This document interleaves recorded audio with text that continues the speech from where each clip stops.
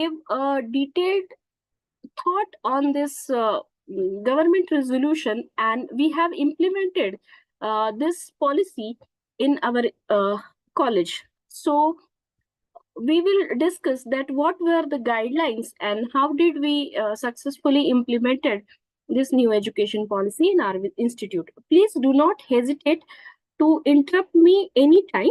Uh, you can ask any question in between also. If I can answer your question, I'll try and answer. If not, then I'll answer you later after studying the question. So that should not be any issue. There should not be any issue. Please feel free to ask me. Now, we have started this implementation. Before implementing this in our curriculum, we arranged one program which was called as ALAP, Academic Leaders Alignment Program, in which we invited all the academic leaders in Maharashtra and all the policymakers of new education policy at COEP. And there was a 2 days training program, in which the philosophy behind this new education policy was explained. And then later on, we started the implementation. You might have heard about nowadays, these terms are very common. We have heard that multiple entry and multiple exit is the very important characteristic of this new education policy. Also, you might have, we will discuss this in detail. You might have heard about the levels. So when the student enters in our first year engineering course, we say that he or she is at level 4.5. The earlier levels are till 12th, and we will not go into the depth of it. But the level 4.5 student enters at first year UG certificate program in engineering or technology. Same will be the case for any graduation program. So the student will enter at level 4.5. Now, as I said, that as per the guidelines, for any person to become a bachelor in engineering, he or she has to earn minimum 160 credits. So already it is a 4 years program. But for other branches, where the programs, for other graduation courses, where the programs were of 3 years, in this new education policy, a 4th year is introduced, where the students can get honors degree, but I'll not go into the details of it, and I'll stick my discussion to engineering programs only. So now here, the minimum and maximum credit structure, credit framework is explained here. You can see that earlier our concept was that a student is a 12th pass student. He has completed his 12th standard and he enters into engineering education. And after 4 years, we used to say that now he is bachelor in technology or bachelor in engineering. In between, if a child has to discontinue her education, then the person has to get employment based on only his 12th certificate. Okay, the additional years which he or she might have spent, the additional courses he or she has learned in the engineering education were not counted anywhere. But now, in this new education policy, at the end of each and every year, the person is going to get a certificate. Okay, so if the person completes his first year, then the person will get UG certificate in engineering. So he will get some credit over 12th pass student. First year, after first year, he'll get UG certificate. After second year, he will get UG diploma in engineering. After third year, the student will get a degree which will be called as BVoc. And at the end of fourth year, the person will get a degree. Now the nomenclature is a bit changed. The name of the degree is a bit changed. It is BE BTech in engineering with multidisciplinary minor. Now this is a very important concept which we are going to discuss at depth. But first let us complete the discussion on credit requirements. At the end of first year, the student has to earn 40 credits, and maximum the person can go up to 44 credits in 2 semesters. We can distribute as per the difficulty level of the subjects. Sometimes in first semester we give some less credits can be given, and in second semester the credits can be increased. Depending on the choice of the institute, we can arrange the credits, but at the end of first year, the student must earn 40 credits. There is a concept of academic bank of credits. We'll go to that concept also later. Most of you must be aware of the concept. I think I'm revising the concepts for you. I know that you all are learned people and you must be knowing about all these concepts. At the end of second year, minimum 80 or maximum 88 credits. At the end of third year, minimum 120, maximum 132 credits. And at the end of fourth year, for a basic degree, what are the additional possibilities of getting some higher degrees we'll see later. But for the basic degree of BTech in engineering with multidisciplinary minor, this is a basic degree. BTech in engineering with multidisciplinary minor is included in this basic degree, where the minimum credits has to be 160 and one can go to maximum credits 176. I have studied many of the engineering institutes. Reputed engineering institutes have started implementing this new education policy, and I have seen the credit framework of many of the institutes, and what I have found is most of the reputed institutes have stick up their credit levels to the lower level. They have set the maximum limit to 160 only, and very few have gone to maximum level or for additional credits. Because I tried to discuss the philosophy behind this with the academic leaders, and they told me that each credit requires investment in terms of human hours, in terms of resources, in terms of efforts, and in terms of burden on the students. So they wanted to keep the maximum credit limit to 160 only. Now this 160, as this degree includes BTech with multidisciplinary minor, includes a multidisciplinary minor worth 14 credits. Now let us discuss this sentence. Includes multidisciplinary minor worth 14 credits in the basic degree. So the word, let us discuss the word multidisciplinary and the word minor. Now, whenever we use the word multidisciplinary, it means that other than the basic discipline of the course in which the student is admitted.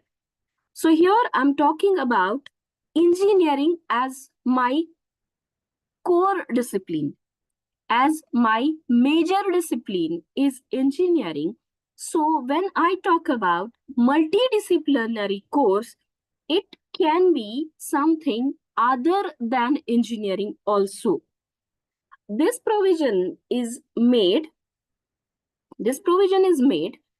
because earlier in our education system, most of us have experienced that now we are at at least I am in this age that we have admitted our children to various streams. My daughters are admitted to engineering or in medical education. So we know that our child is good at a particular say art. Say if my son is very good in drawing and he wants to pursue his career in drawing, but what we say is that please keep your hobby apart and concentrate on just your core education, because that is something that will earn you good amount of money, and later on you can pursue your habit. Your habit cannot be included as a part of your education. This is general thinking process of all us, all parents.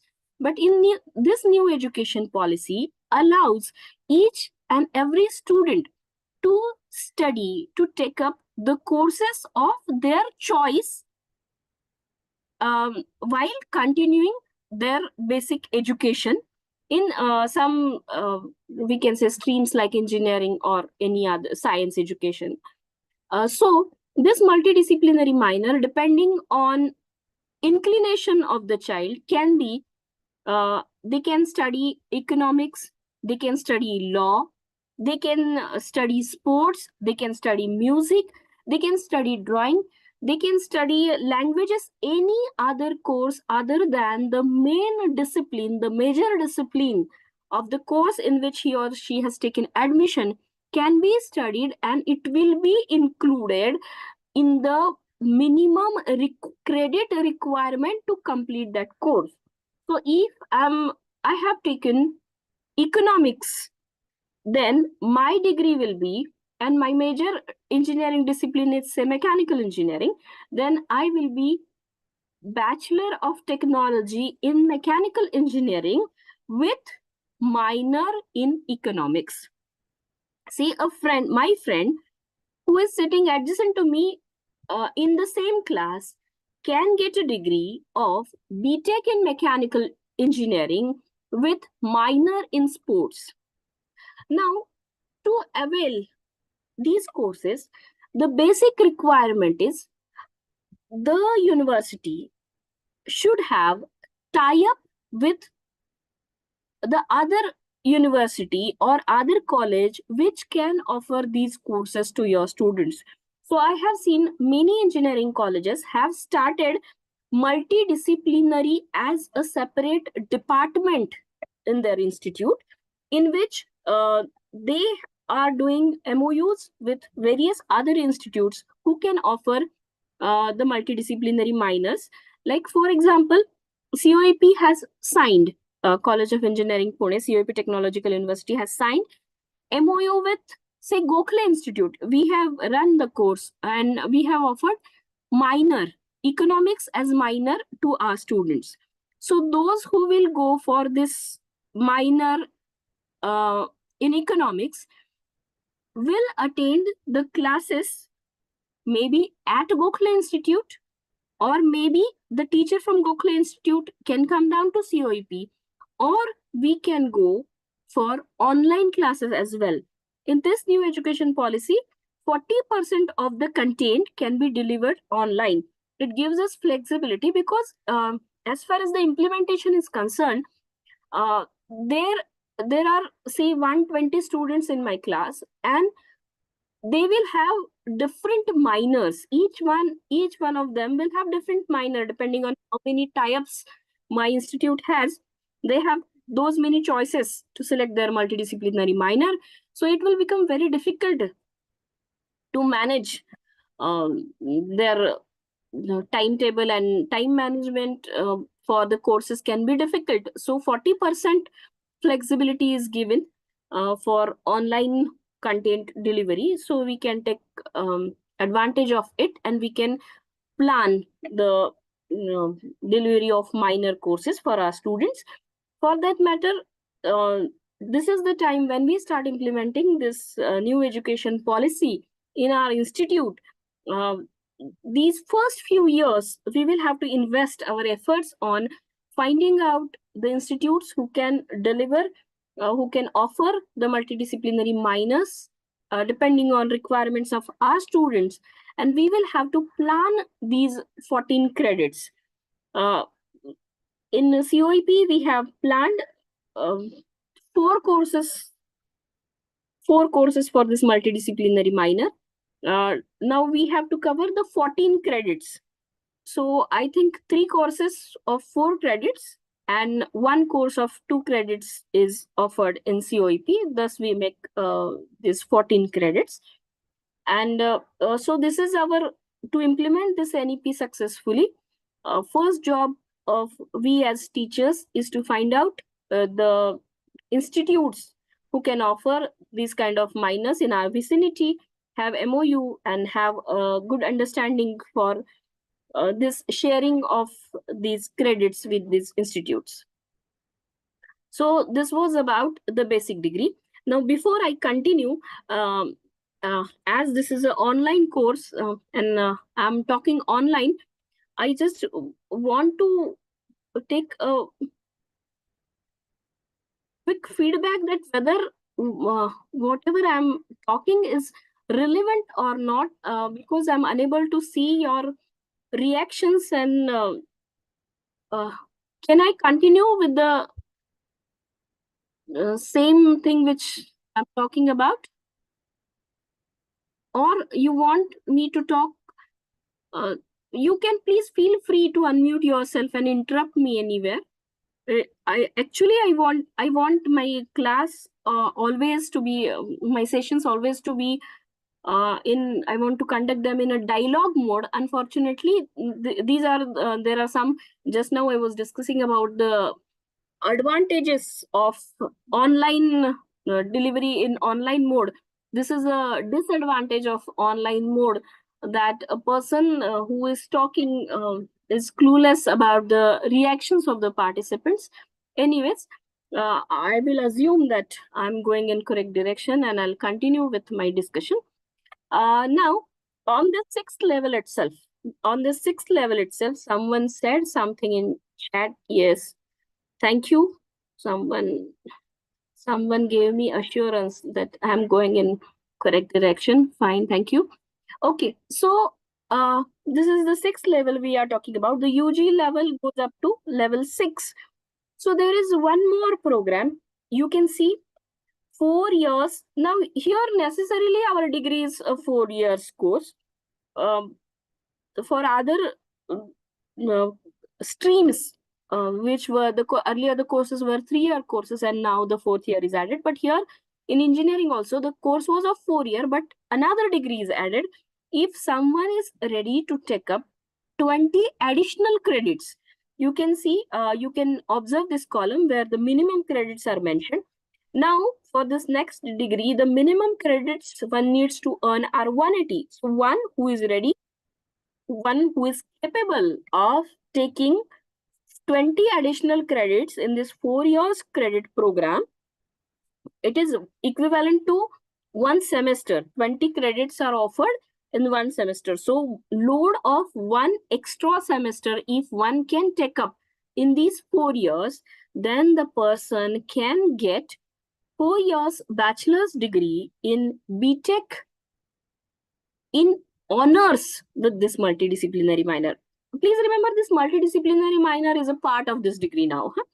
Now, if one needs to take up honors, then the person will have to take 20 credits whose difficulty level has to be more than the courses which he or she has studied in the undergraduate program. I mean, suppose here in COEP Technological University, what we do is, for these honors students, we conduct their classes with MTech students. They adopt few students from the postgraduate programs, and they appear for these exams of these postgraduate courses. The question paper remains same for UG and PG for that particular course.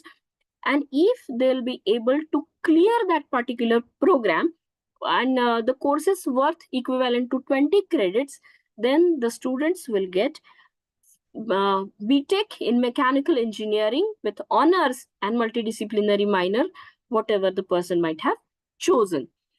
For this also, as the maximum credit limit is 176, so here also the maximum credit limits goes to 194. Some additional credits needs to be given depending on what is the basic requirement for what is the minimum requirement for the BTech degree, and above that additional credits are to be given. Please remember, if the minimum requirement for any university to get the basic degree is 176, then to get the minor degree, the person will have to go for the 194 credits.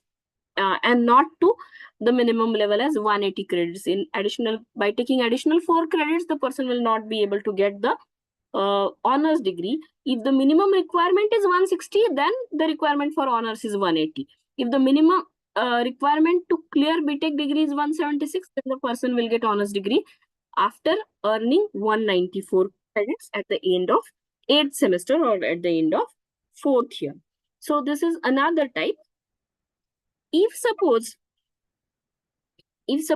a person is more interested in research, this also we have designed in our curriculum. If a person is more interested in research instead of learning a new course, if a person can complete 2 projects in the final year.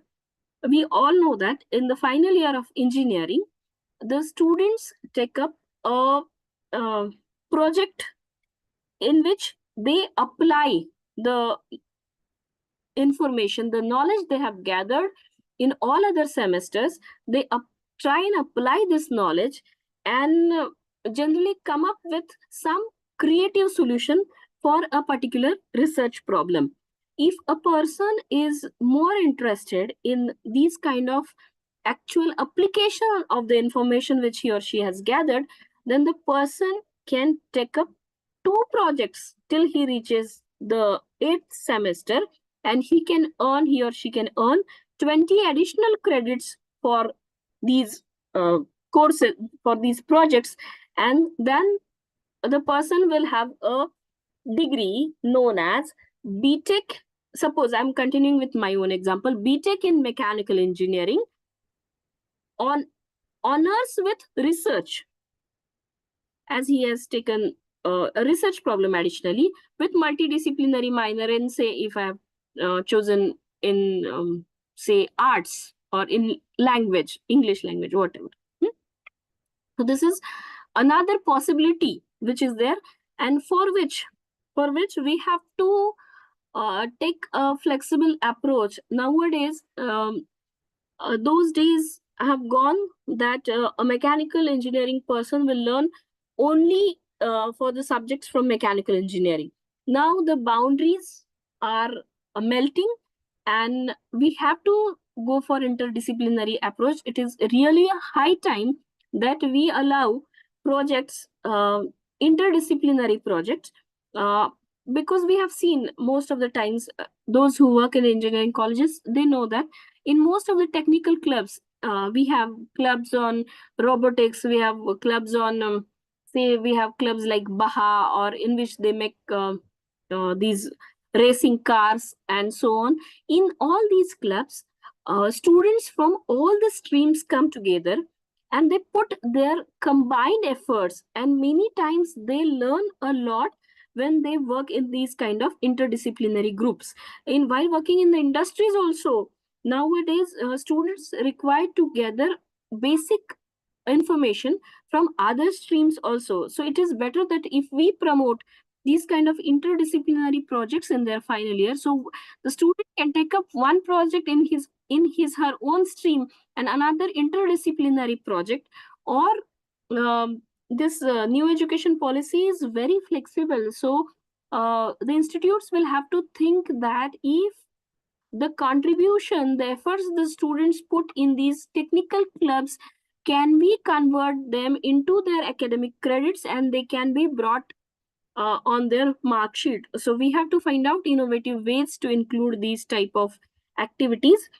The next possibility for getting the engineering degree is additionally 20 credits. Now please remember, in all these possibilities, there are, other than the basic engineering, getting basic engineering degree, we have 3 additional possibilities. But every time the student has to take maximum 20 credits extra and not more than that. Okay, so we have to design any additional degree for maximum 20 credits only. We have to restrict ourselves. So the last degree which we can discuss is for this additional 20 credits, the student can get BTech in engineering with double minor. Now, what is this concept of double minor? Now, we have given a thought that this multidisciplinary minor is included in this 160 credits. But if a student takes up one more minor additional to the compulsory minor and he earns 20 more credits out of this second minor, then the student will get double minor degree. Now, please remember this second minor can be from the same discipline or other than his or her original discipline. So, a student can be BTech in mechanical engineering with double minor, one minor in economics, second minor in computer engineering. So, these kind of n number of combinations are possible. I hope I'm clear till this point. I will move on to the next point. Yes. Now, the things which we had discussed just now, the explanations for the same are given in this government resolution. And the credits offered per semesters can be minimum 20 and maximum 22. Minimum credits are mandatory as per National Credit Framework. Now, this National Credit Framework document is also available freely on the internet. So, those who are responsible for implementation of this new education policy in their institute, they are requested to go through this National Credit Framework for the clear insights. If required, I have all these documents downloaded with me also. I can post these documents for you, though, if you wish. And yes, the universities and autonomous engineering colleges can evolve the mechanism for providing semester-wise credit attainment flexibility within the broad framework. So, a lot of freedom is given to the institutes depending on the availability of the resources. We can design and develop our own credit framework structures. With effect from academic year, yes, we have started this, and our students are in second year now. The first year they have already completed first year. NEP batch is in second year now. And yes, the thing which we had discussed is explained in detail. The 4-year bachelor's degree with various options. BTech in chosen major engineering. Now, just now we were talking about these two terms, major discipline and minor discipline. So if a student is admitted in mechanical engineering course, his major is mechanical engineering and he has got a lot of choices depending on the institute's MOUs for multidisciplinary minor.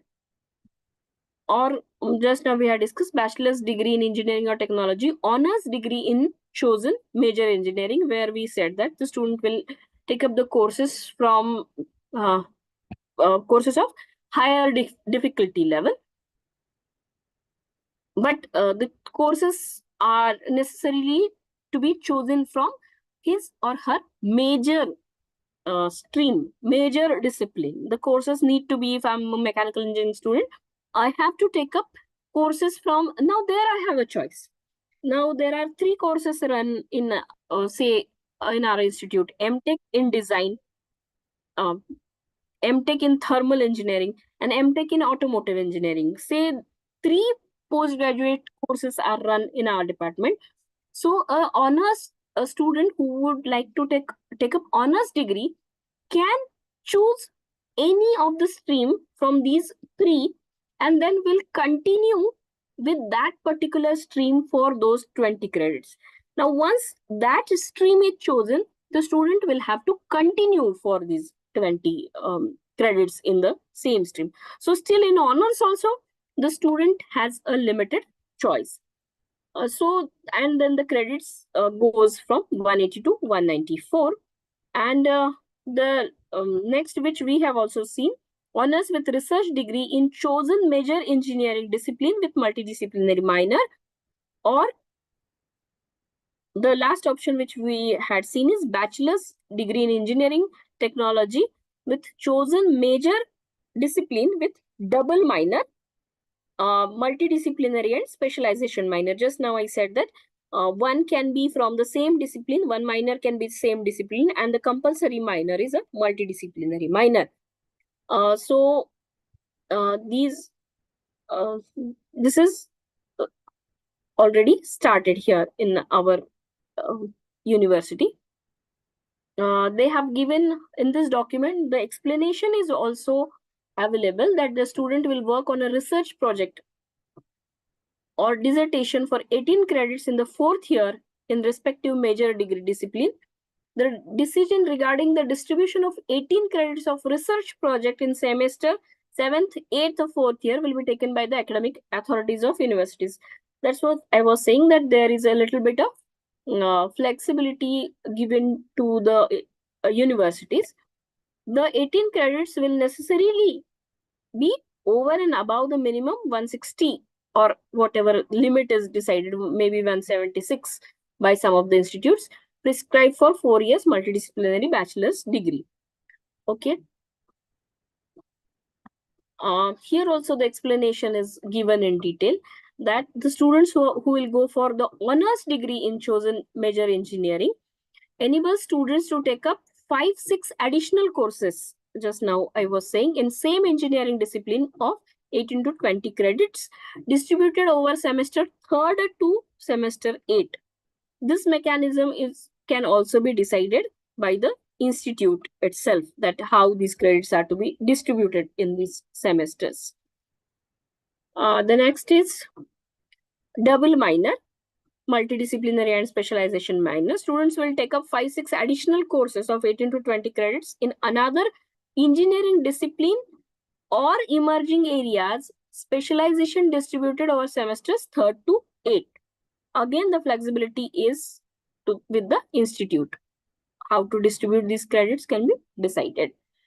Now, what are the important characteristics of this NEP multidisciplinary curriculum framework? The important characteristics is it is very flexible, and we have heard this word again and again, that this new education policy is student-centric. The new education policy is student-centric policy.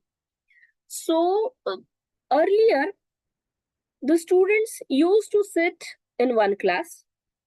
The teachers used to come. They used to teach whatever is prescribed by the university in the university syllabus. And the students were learning that whatever is designed for them with a sort of compulsion that if they want to earn that particular degree, they need to study the contents mentioned in the syllabus. But now this new education policy offers a lot of flexibility. Now they have written the flexibility to move from one discipline of study to another.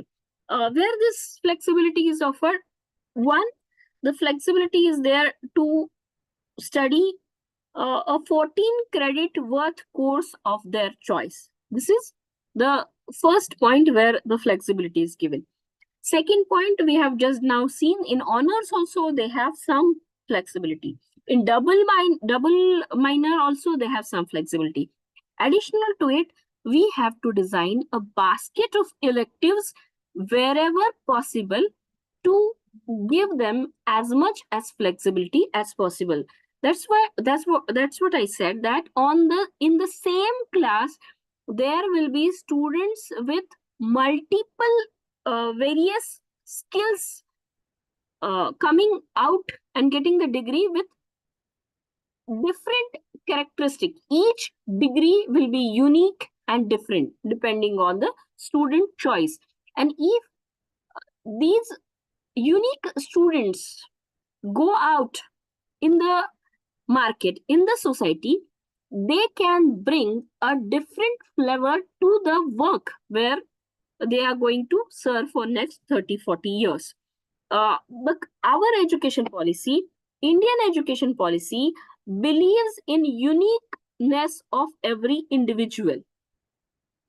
Whereas the earlier policies which we had adopted from the Western countries, they believe in what we can say that everyone will have same characteristics. They believe in that, but we here in our country we believe in uniqueness of every individual. So that reflects in this new education policy.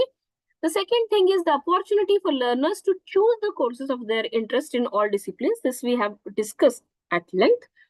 The third thing, the multiple entry and exit options with the award of UG certificate, UG diploma, or 3 years degree, depending on the number of credits secured.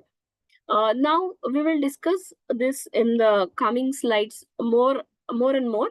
But please remember that if a student needs to get a UG certificate at the end of first year, say, if the student wants to discontinue for a certain time period or maybe permanently his degree, then the students will go out with a UG certificate. If he discontinues at the end of first year, he will go out with UG diploma after second year.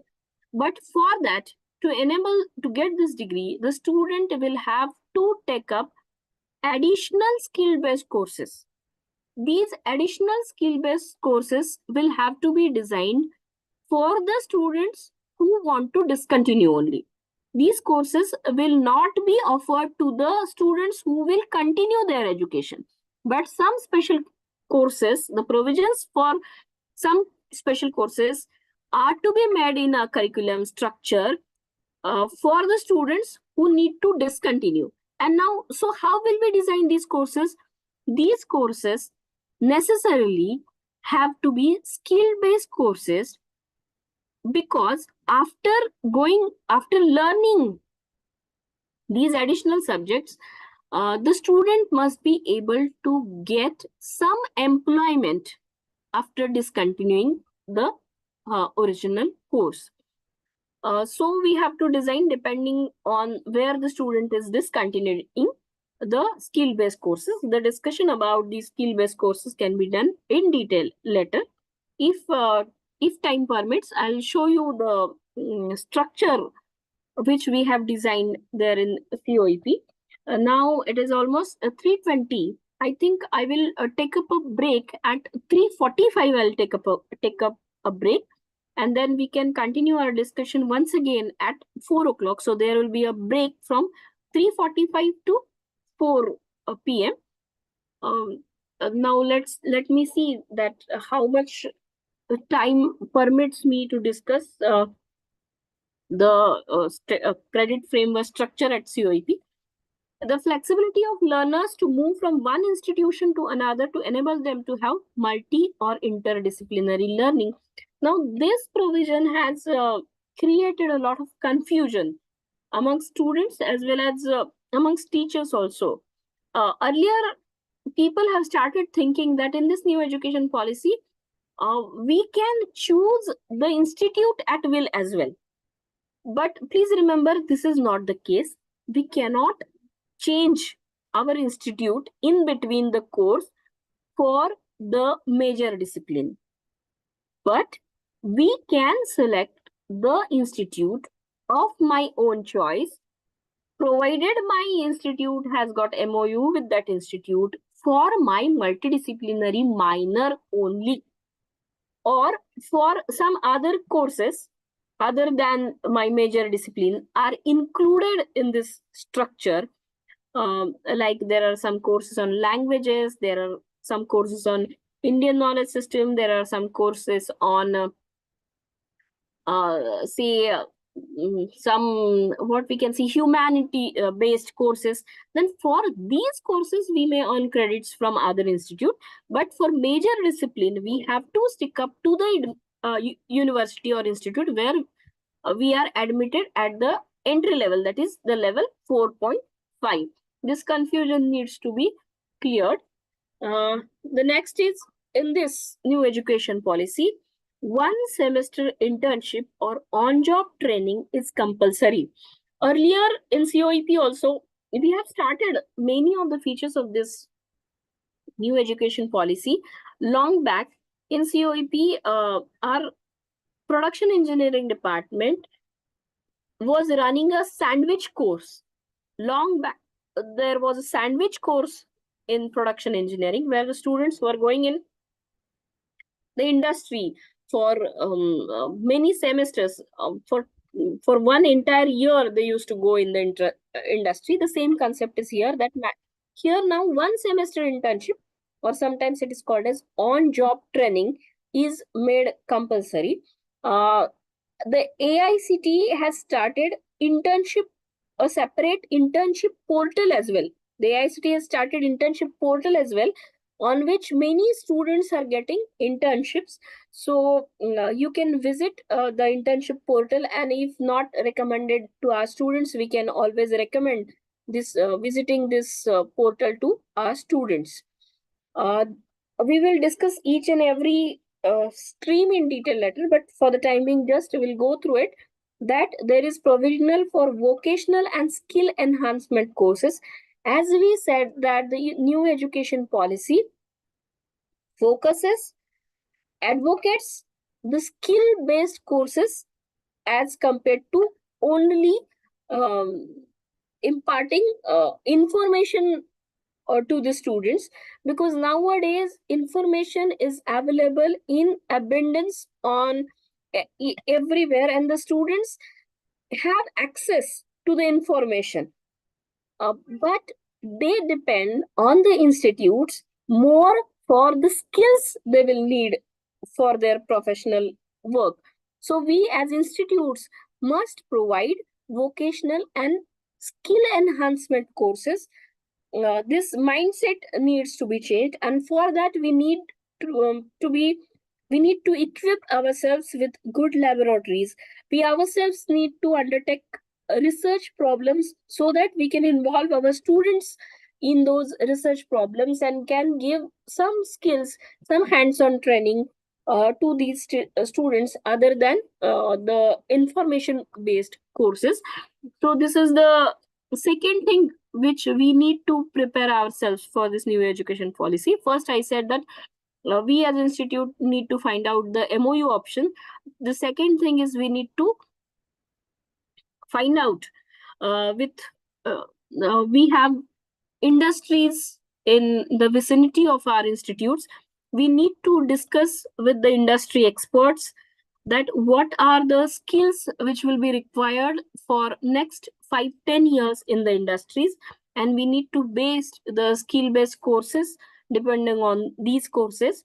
For this we need to improve our interaction, and we need to invite those experts from the industries more and more frequently to interact with our students. We need to arrange the expert lectures.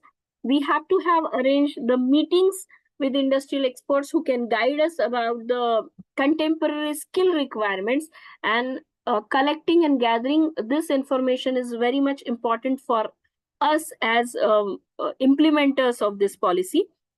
This I'm going to discuss in detail how Indian knowledge system needs to be included in the curriculum. Community engagement project, the CEP or field project, is a very important characteristic which also we have started implementing, and for this also we need to plan for MOUs. This is to be included in the credits of second year. What we have done here in COEP is at the end of first year engineering, they have a vacation period. Into that vacation period, we are engaging them in this community engagement projects where they are actually working on the fields and taking out some community engagement activities. For example, let me give you 2-3 examples of this community engagement projects that our students are working with the big project at Hemal Kasa, where there are they have developed a mobile based app for the pregnant Adivasi women in their own language, or most of the times in the form of pictures. They have given the instructions where the pregnant Adivasi women can get all their health records stored in their mobile. They will get reminders for various checkups, and all their record is stored in their mobile so that the doctor can refer to her record visiting the app given in her mobile. So this app was developed by the students of computer engineering. So they are using their uh, skill, their knowledge of their major discipline to help the community. So there is a lot of flexibility and creativity that can be a part of this community engagement project, where we teachers can play important role, because the implementation should not be just for the sake of 2 credits, but what we would like to teach our students from this community engagement project is, it should not be just a project. They should get idea, they should get a sense that they have to use their skill, their knowledge, which they have gathered from their professional education, to improve, to solve the problems of the community. If this younger generation learns this concept from their community engagement project, then I believe that they will continue to help the society throughout their life. So these community engagement projects are to be taken very seriously by us as teachers, and we have to offer many good uh, opportunities and challenges for the students. Our civil engineering students have uh, gone to a village where they have developed a 3D model of that entire village, and they have gifted that soft model of the entire village to the villagers. They have fixed some solar based equipments so that the villagers need not to depend on electric supply, which was discontinuous into that particular village. So students of civil engineering and electrical engineering have taken up this solar project in combination. Many such projects can be taken up by our students. Some of the students are working on a chatbot for this new education policy also at our institute. So there are sky is the limit for creativity of we as teachers to engage our students in these programs. The next is, we have just now discussed horizontal and vertical mobility with vertical entry and exit options. This there is entry, after some break, entry is also possible, that we will discuss later, when and where it will be applicable. Skill based courses, and this NCQF structure is also available on internet.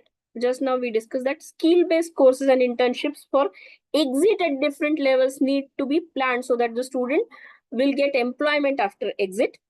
Credits for co-curricular and extracurricular activities. Earlier, we used to believe that these extracurricular activities have nothing to do with the academic credit framework of the students. So the student who is investing a lot of efforts into the extracurricular activity was of no advantage as compared to a student who is uh, concentrating his her efforts only on the academic courses. But now this extracurricular activities will be added besides professional credits. Ability enhancement courses and value education courses uh, need to be necessarily part of this program. What exactly we are going to include in ability enhancement courses and value education courses, we'll see later. Interdisciplinary or multidisciplinary education. Now these words are to be studied, and this I keep as homework to you all, that please Google these words: interdisciplinary course, multidisciplinary course, and one more word is transdisciplinary course, and we need to be conversant with this new terminology of this new education policy. Single and double minors and open electives. Yes, we need to decide baskets of open electives. Just now I said the open electives will be necessarily from the major stream. The flexibility to switch to alternative modes of learning, online, ODL, and online learning and hybrid modes of learning. Now, even before this new education policy, most of the engineering institutes have started adopting NPTEL courses, and which gives Swayam NPTEL. These are the there are a lot many MOOC courses available, and with a very reasonable what we can say fee structure. So lot of flexibility is there to offer open electives, and experts from all over India are delivering their lectures, and the NPTEL is conducting their own examination also, and those credits are we have started it long back that those credits are included in our credit structure. So it offers lot of flexibility. There are many centers as well. They have increased the centers also for the, so students from the remote areas even can take up these NPTEL courses, and courses based on contemporary skills are available. Lot of choice is available there for these courses. Okay, so this was all about the important characteristics of this new education policy. Now, distribution of credits across 4 years engineering degree programs. In general, for the 4 years bachelor degree program, the distribution of credit is now there can be a lot of debate on this. In while implementing this NEP, we also had a lot of debate on it. The major core subject, mandatory and elective, the total combination should have a minimum 50% of total credits. So for engineering education, if 160 is the maximum limit which we have decided, and the student has to get a degree of bachelor's in mechanical engineering, then he or she has to learn minimum 50%, that is of worth 80 credit courses from mechanical engineering. So naturally the credit for major courses has gone down due to inclusion of other courses.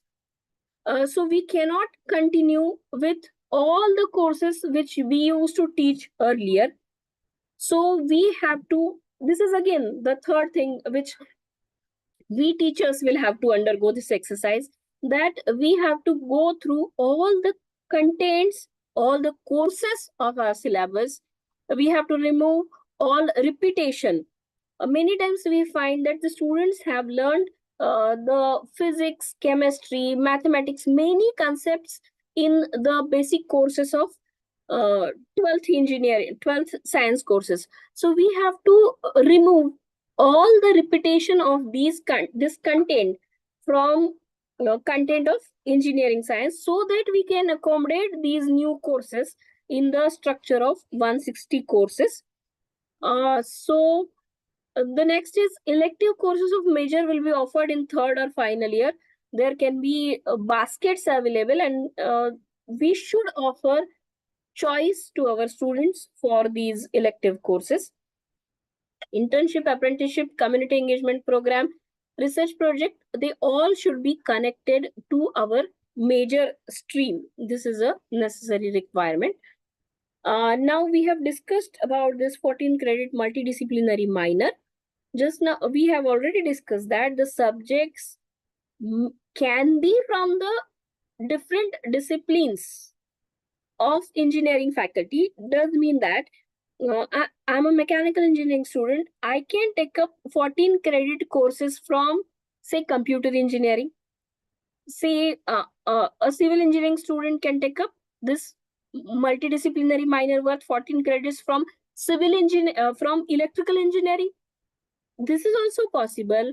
Or this multidisciplinary minor can be from different faculty altogether. Just now we have discussed, it can be music, it can be arts, it can be sports, anything.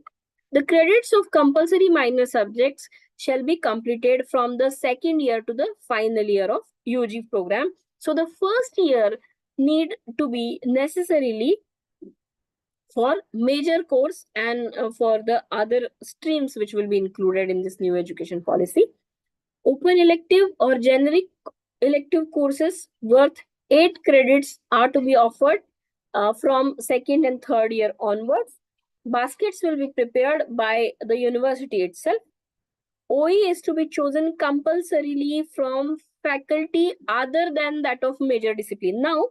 Uh, now look, uh, 14 credits worth minor course plus 8 credit worth open elective course. So if I'm a mechanical engineering student and interested in computer engineering, then I can take up this 40 credits minor also from computer engineering, and I can select these 2 or 3 courses worth 8 credits. So there will be either 2 or 3 courses worth 8 credits also from the computer engineering department. So I will study computer engineering worth 22 credits.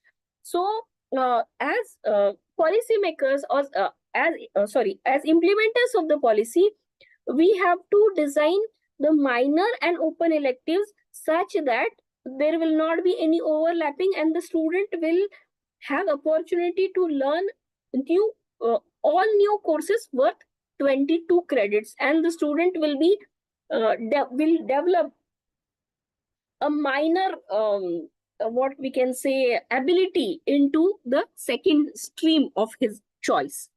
Next is vocational and skill enhancement courses worth 8 credits. So just now we said that we will discuss in detail that what do we need to include in this vocational and skill enhancement course. Before I take up this vocational and skill enhancement course, let me check the chat box, and if I have some suggestion, uh, yes, someone wants me to share the documents and no other instruction or suggestion for me. Okay.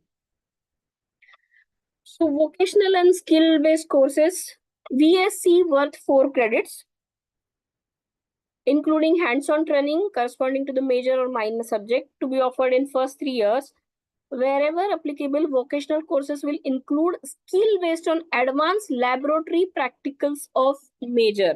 So if suppose a student is a mechanical engineering student, then we can include CNC programming as vocational skill-based course, so that skill related to the major needs to be included in this VSC. So depending on her stream, these VSC courses are to be designed worth 8 credits. Skill enhancement courses. Now vocational skill course is something different. Skill enhancement. Now we have to acquaint ourselves with this terminology. This is SEC worth 4 credits to be selected from the basket of skill courses approved by university.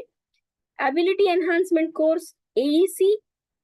It is worth 4 credits to be offered in first and second year, in which necessarily the student has to take up one course on English language, and the second course worth 2 credits is to be taken from any of the Indian language. Now, why these 2 languages are included? Because the what we can say, the thought process behind including these language based courses is, many of the times we as teachers have seen our students struggling in communicating their ideas. Reading the answer papers of the students is sometimes irritating experience, sometimes it is very what we can say, funny experience as well. That the students, we find that the students many times, some of the students struggle in communicating their ideas. So one needs to be very good in communication as well, while if someone wants to really perform well in his her professional career, to include this communication skill, these 2 languages English and modern Indian language, any of the Indian language one needs to study, because uh, our our own languages also, we think in our own language, and many times we translate our thoughts into English. So one needs to be good in both skills to be offered from the basket approved by university. These languages are to be selected by the institute. Second, IKS. I'm going to talk in detail about this IKS in last part of my session. So here I'll just run through it. It is to be offered in first year. Now this is IKS worth 2 credits. The IKS is to be included. The course specific IKS is to be included in later parts of the education, and the courses are getting designed for this. We will discuss that in later. This is a generic course of Indian knowledge system, sometimes known as BKS also, Bharatiya Knowledge System also. UGC, there are UGC guidelines on IKS. Just now I said that these guidelines are also available on internet.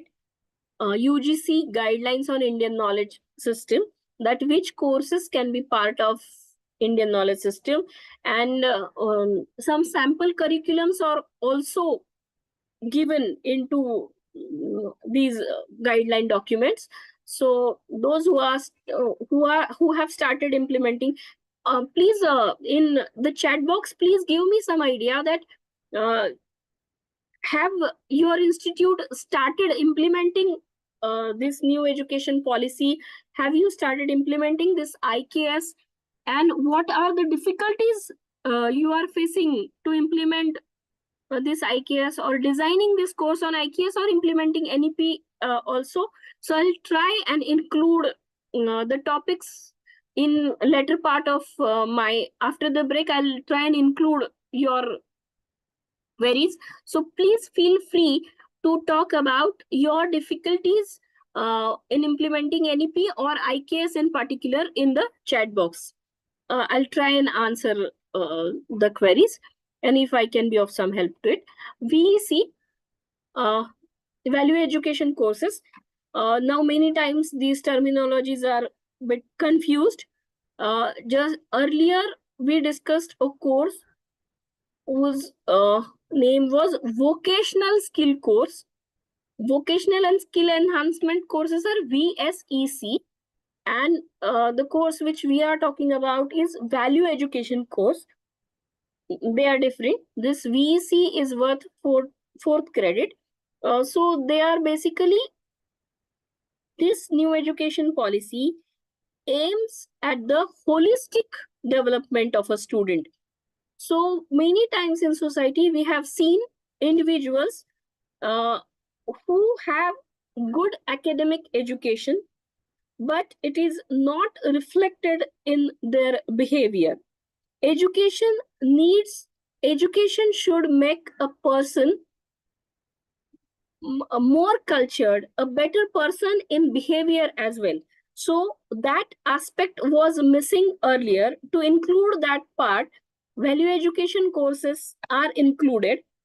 And into this value education courses, environment science, or understanding India, or many times Constitution of India, digital and technological solutions. There are many creative alternatives which we can offer in this value education courses.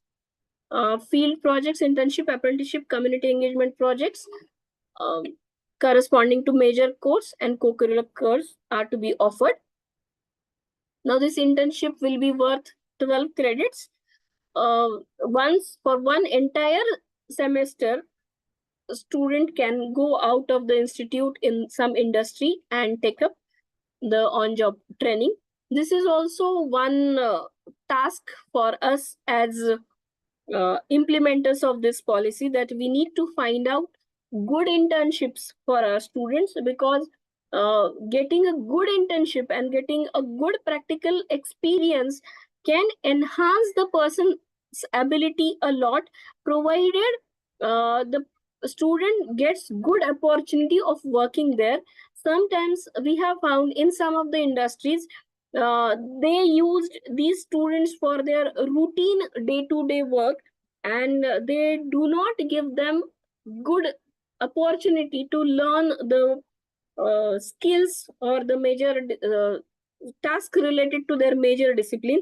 So this is a challenge in front of us as implementers of the policy, to get good internships for our students and to have a better dialogue with the industry, so that the industry will be ready to invest their time on our students. We need to develop our students in such a way that they get some professional behavior skills, so that they will be absorbed by the industry as well. Field projects, community engagement projects, I have just now discussed, and we discussed some examples of community engagement projects also. The last part of my session, I want as a, what we can say, in a dialogue fashion.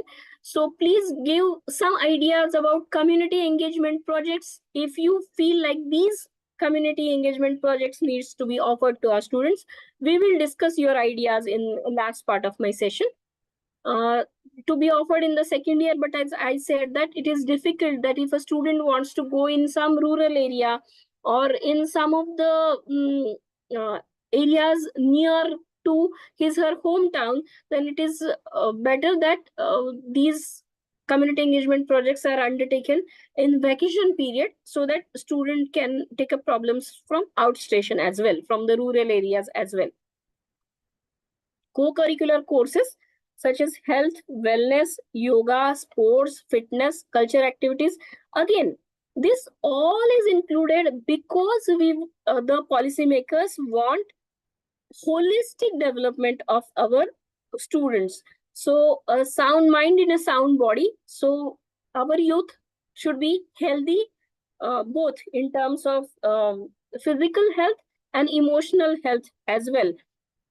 Managing emotional health of students is becoming challenging day by day, and we as teachers are facing, are observing, are witnessing many problems related to psychological health of our students nowadays. So we must ensure that our students are fit physically as well as psychologically. And all these courses, all these cultural activities, NSS, NCC activities can enhance their health.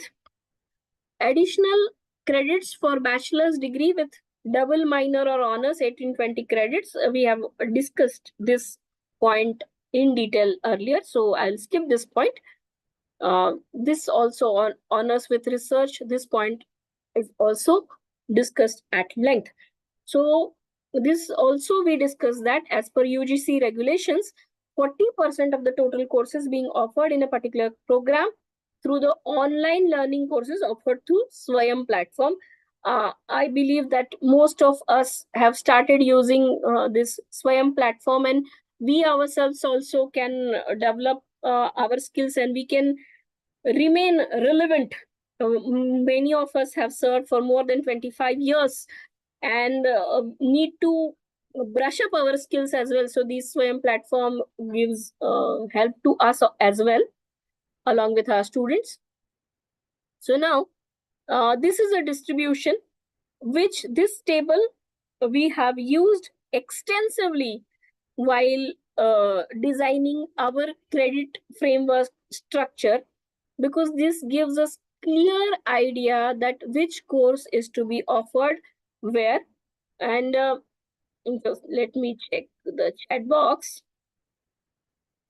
This is the first year of NEP in our college, so we will have questions, and at the end of year, students will have question at the end how the teacher's education is gonna work. Give some input on open education resources. Okay, fine. Fine. The students will have difficulties at the end of first year, but we as implementers, we will have difficulties while implementing in the beginning as well. So that's why I wanted you people to list down if the difficulties, if any, while designing the course, while finding the resources mm, for delivering the course, while the difficulty while designing the contents of the course, because many of the concepts are new and we have not studied it in our education. So there is scope for a lot of creativity. And here in Pune, we have good industries around, so we can have industrial experts from where we can get the teachers as professors of practice for some skill based courses. We have many institutes where research on Indian knowledge system is going on, so we can develop content in collaboration with them. But it may not be the case in rural areas, and they may be struggling, I think, for designing these courses. That's why I was saying that please freely list down your difficulties while implementing this new education policy. How teachers' education is gonna work? Okay, I'll take up this point and I'll talk in detail on this, that how we as teachers need to, what we can say, need to train ourselves, need to be relevant for teachers in this new education policy framework also. So now, this is a new terminology, BSc ESC, that is engineering science course, does mean that the course related to my own stream. And basic science course, suppose I am a student of electrical engineering, then basics of electrical engineering, this course will be termed as ESC, my engineering science course. And if we have included physics, maths, chemistry as a first year course, then that will fall under basic science course. So necessarily you will find that necessarily these BSc or ESC courses are covered in first 2 semesters. Earlier also we used to cover these basic science course in mostly in first years, and they will have total credits worth 16, 14, 16 credits and so on. Then program core course.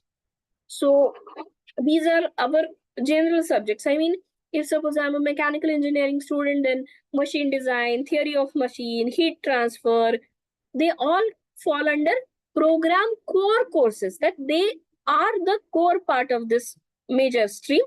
And program elective courses, suppose I take up automobile as elective, or I take up refrigeration and air conditioning, or I take up advanced manufacturing process. This all will fall under program elective courses. And these electives are to be distributed mostly from third semester.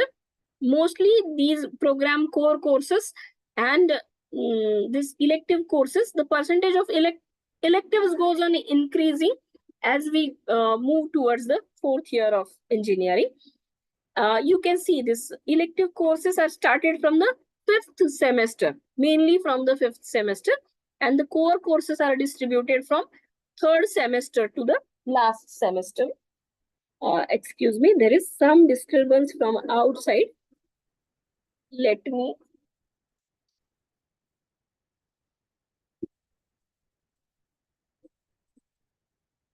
I'm sorry.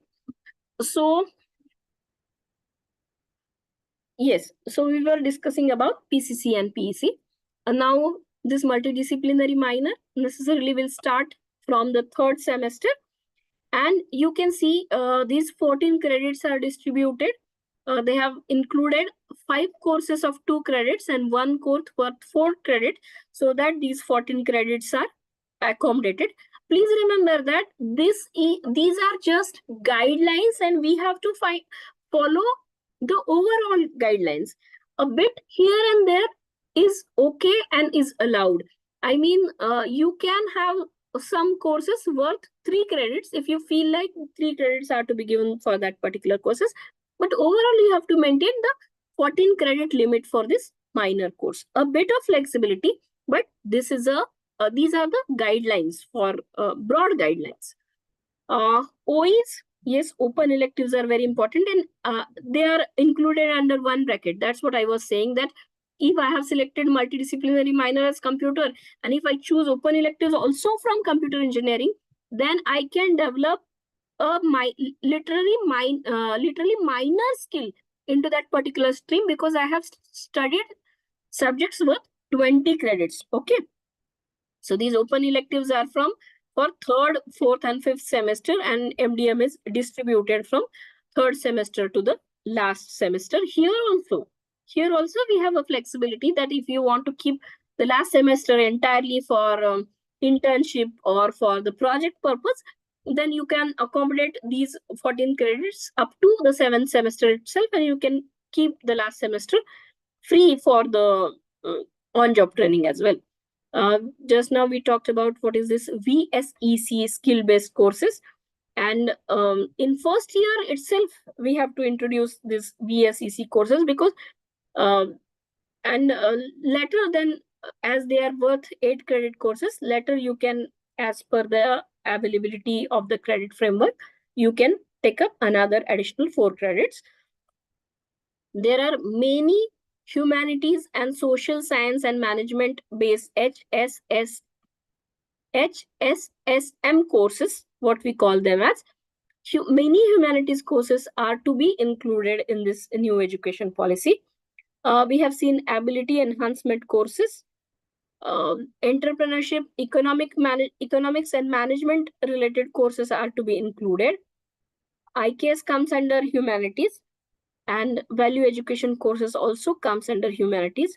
So if you can add 4 plus 4 plus 4 plus 2, that is worth 14 credits are given for HSSM courses.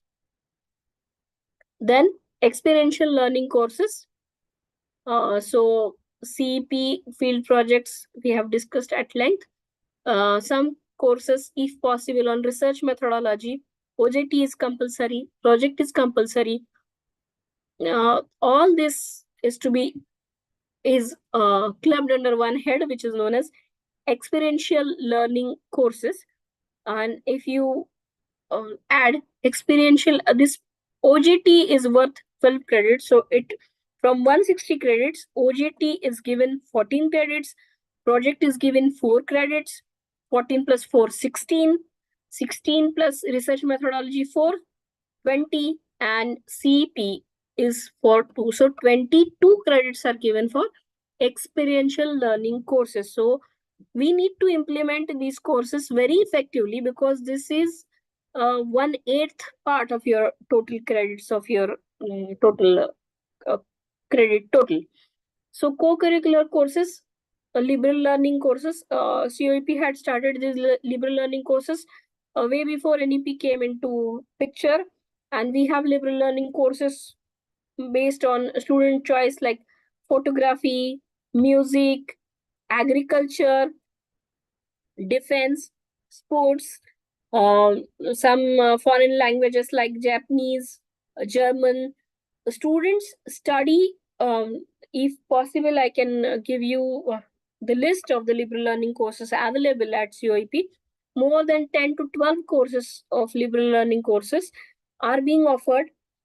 Sometimes they are non-credit courses also. Sometimes their evaluation is done on project basis, but most of the times there is no conventional type of exam for these liberal learning courses, and the evaluation depends on various innovative methods.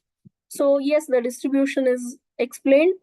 Yes, as they said that minimum 20 to maximum 22 credits can be taken up per semester, and they add up to minimum 160 to maximum 176 credits. In between, any limit can be set by the institute.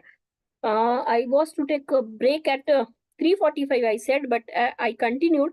Okay, I'll take break at 4 p.m. 2 minutes are remaining. So I'll take a break at 4. Let us take a break of how much time do you think correct? Shall we take a break of 10-15 minutes? Yes, We ma'am. assembled at You are 4:50? sufficient at 10 or 15 minutes. Okay, so I'll take a break of 15 minutes and I'll stop at 4 and I'll start at 4:15 once again. I'll continue my discussion on NEP for some more time after joining back, and then I'll shift to IKS. And the last part, is it allowed that I take up questions from the participants, sir? If allowed, I can have it in discussion mode. Last 15 minutes at least, I would like to have discussion with the participants. If it is allowed, it is Yes, ma'am. okay. Okay. So abbreviations which we need to be conversant with. We are conversant with VSEC courses, vocational skill and skill enhancement courses, VSC, SEC, AEC, IKS, sometimes known as BKS also, VEC, OGT, apprenticeship, community engagement. We have to label each and every course which we design in our curriculum under these headings, and we have to check at the end of designing our curriculum. We have to cross check with the guidelines that the maximum limit for the courses which fall under this category matches with the guidelines or not. So this exercise needs to be carried out at every institute level, every autonomous institute level, to implement this education policy. There are some of the confusions in earlier stages. I used to get some queries about which course falls under which category. So, first, before we get conversant ourselves with this terminology, we may struggle to identify which course fits into which category. Later, we will be conversant with it.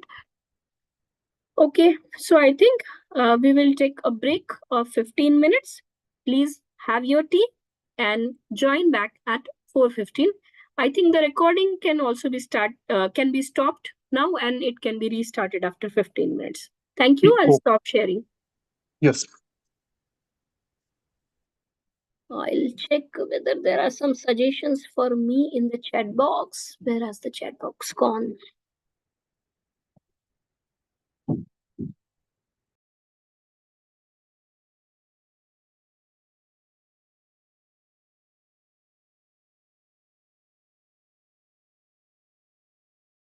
Oh, I'm sorry. I had not started my video throughout the lecture.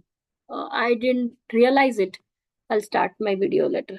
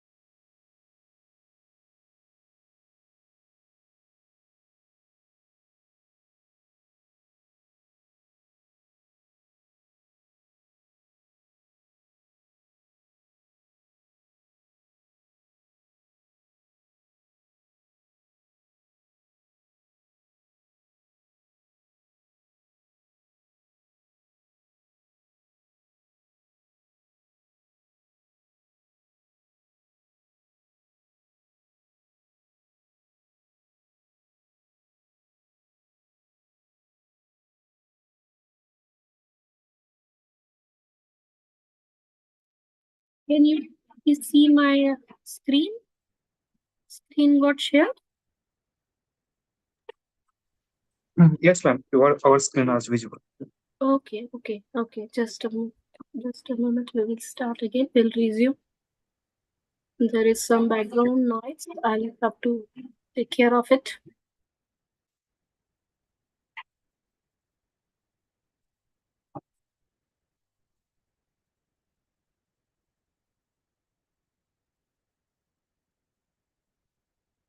Yes, before I start, once again discussing the remaining topics, and then later we can shift to Indian knowledge system.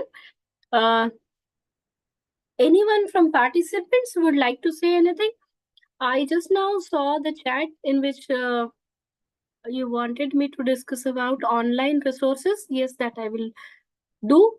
And about law, uh, about implementation of new education policy to law courses. As far as my information goes, medical and law courses are not included so far in new education policy. So, any other thing participant would like to share, or you might have attended a few other lectures on NEP as well. So, if your comments on NEP or anything you would like to talk for next 2-3 minutes, or I can then continue. Yes, I was that BPED and MPED. I don't understand. For law, NEP has excluded law and medical. Okay, so you can reserve your comments for the last session. I really want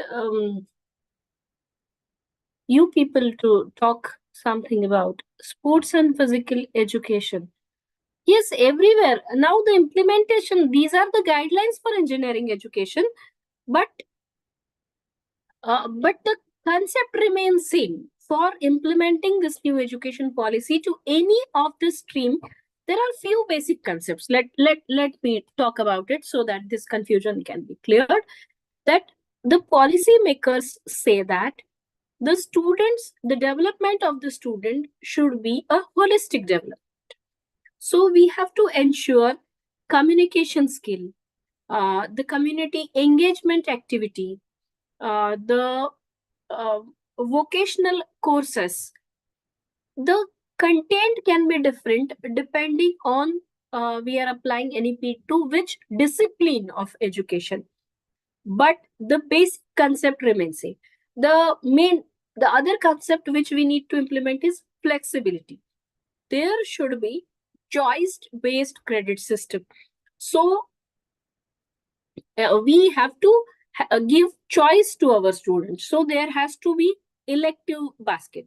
So there are 4-5 main important things which will remain same irrespective of the discipline to which you are applying NEPR. Let me say. The concept of major and minor. So some other discipline education also needs to be included in the course, in the framework, in the structure. Why? Multiple level entry and exit is to be offered to the student. The education should be inclusive. We have to decide, we have to design our structure so that all will get the same opportunity to learn. That is another concept. This courses have to be skill based courses. The days are gone where the student used to learn with rote learning. So understanding, asking questions, learning skills, breaking the boundaries, all these things need to be included in the education. There has to be holistic development. So extracurricular activities, communication skills, humanities related subjects, psychology, environment science are to be included in the curriculum. And what else? So yes, these are the basic things. The now the framework and structure is prepared for engineering education. The other stream teachers have the challenge to develop their own structure. I'm guiding one student who is doing implementation of NEP for architecture studies. So the concepts remain same. We are trying to design, we are trying to include all these concepts into the architectural education. Yeah. So it remains same, and we have to be innovative, and we have to design our own structure. Yes, someone wants the notes. Yes, I can share the documents with you, no problem. All the documents available, they are openly available everywhere on the internet, but still I can share these documents with you, no problem. Yes. So yes, it is good that you people have started interacting, so that I'll get some confidence that I'm going in correct direction. Okay. So yes, we have discussed the concept major and minor. This concept is explained. Um, Earlier, also, few colleges have these minor courses and honors courses, but the concept was different. Now we have to stick up to the concept given by NEP policymakers. Uh, Also, I said that the major subjects are to be learned from the institute where you are admitted. So there should not be any confusion based on this. Major subject is the engineering technology discipline or subject of main focus, and the degree will be awarded. Just now we said how much percentage from total credit should be there for major subjects. Do we remember what was the percentage? It was 50%. So we said that 80 credits, at least from 160 credits, should be from the core stream. From mandatory courses, it includes elective courses also, vocational courses, internship, field project, apprenticeship, community engagement project, seminar, anything, group discussion, anything based on the major subject will be included in this 50%. And 50% credit is given for other development of the student. So please remember how much focus is given on the holistic education. In addition, for the award of bachelor's degree with double minor or honor, student shall have to earn additional 18-20 credits. That's we have from the same discipline. Yes, for honors, the credits are to be from the same discipline. This is highlighted again and again. Okay. From the perspective of promoting multidisciplinary and interdisciplinary thinking, the academic of autonomous engineering college and universities can exercise the design of major subjects on the lines of multidisciplinary or school interdisciplinary double major besides department specific major subjects such as civil engineering, mechanical engineering. R.D. Kulkarni sir has given many guidelines. This GR is also outcome of uh, uh, Professor R.D. Kulkarni, who is the Vice Chancellor of Mumbai University, has done a lot of work in this new education policy, and there are many documents available. Also, uh, there was his interview taken by Doordarshan, in which he explains many of these concepts in detail. If required, I'll try and find out the link of his video also, and I'll share that link also. So if you want to educate your students on this new education policy, you can post the link of that video also. We need to take up uh, sessions based on new education policy in the orientation program where our first year engineer or first year students join, so that students and parents also come to know about this NEP. Government has started school connect program, under which we are going to the junior colleges, to the schools, where we are talking about this new education policy to the students, so that the parents, the students, and the teachers, all the stakeholders of this NEP are educated on this. Okay.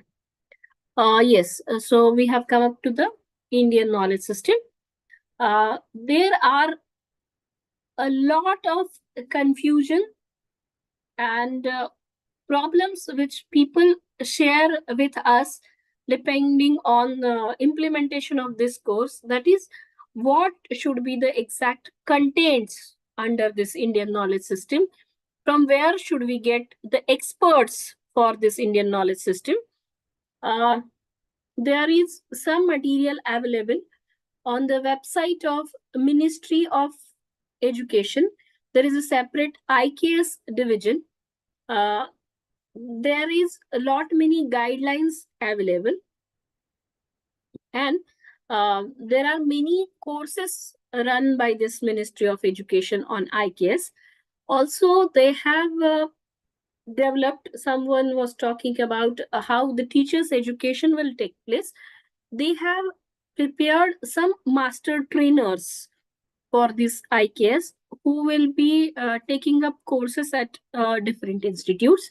Lead institutes like ours, COEP Technological University, are organizing short-term training programs on Indian knowledge system where we invite experts from various streams who take up lectures, and based on their lectures we can prepare syllabus and we can develop our faculties also. There are some institutes like Bhandarkar Institute, Bhandarkar Oriental Research Institute, which is shortly abbreviated as BORI, which is located in Pune, who have made lot of material available online. They have some free courses also on launched from their website based on Indian knowledge system. But let me tell you what is the challenge. There are many generic courses available based on Indian knowledge system, but we have to design the courses based on our particular discipline and our particular requirement.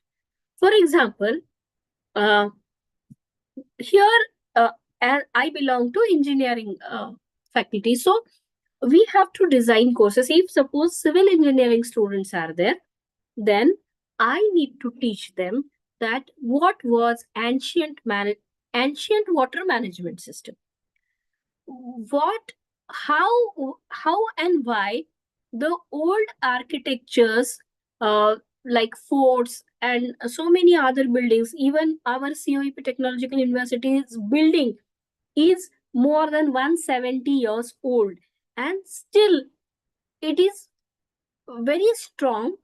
And what was the difference in building material or the construction techniques which made the structures so strong? What were the ancient water purification systems?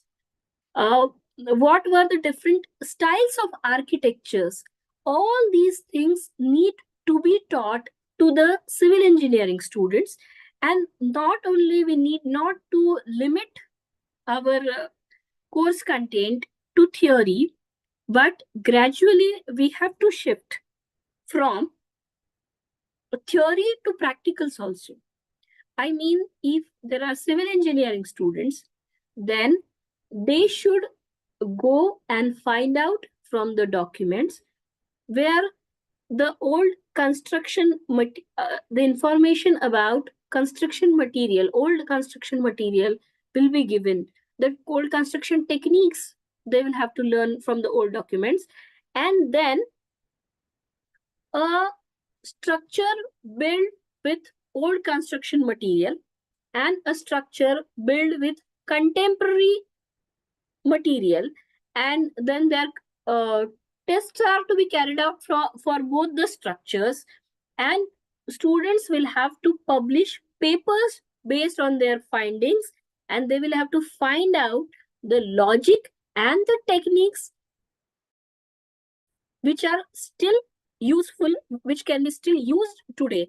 And then if we can take this Indian knowledge from, this is the mission of this IKS division of Ministry of Education, that if we can take it from the library to laboratory, then it is worth spending these credits on these subjects. So we have to implement these subjects correctly. For example, suppose we have uh, branches like mechanical engineering, metallurgy, manufacturing, in which we need to teach them that what was ancient Indian metallurgy, there are many materials which were exported from our country to other countries. Documents are available that we were the largest export of some steel, which was called wood steel, which was used for making some weapons and so on. So why we were the major exporters of these materials? There are some rust-free structures which we have made centuries back, which give us idea that we were very good at metallurgy in ancient time. So we need to find out the documents from which, if possible, can we learn the techniques that were available that time. For that matter, either we will have to learn the old languages, or we will have to work in collaboration with the people who are good at the ancient languages. So we have to work collaboratively.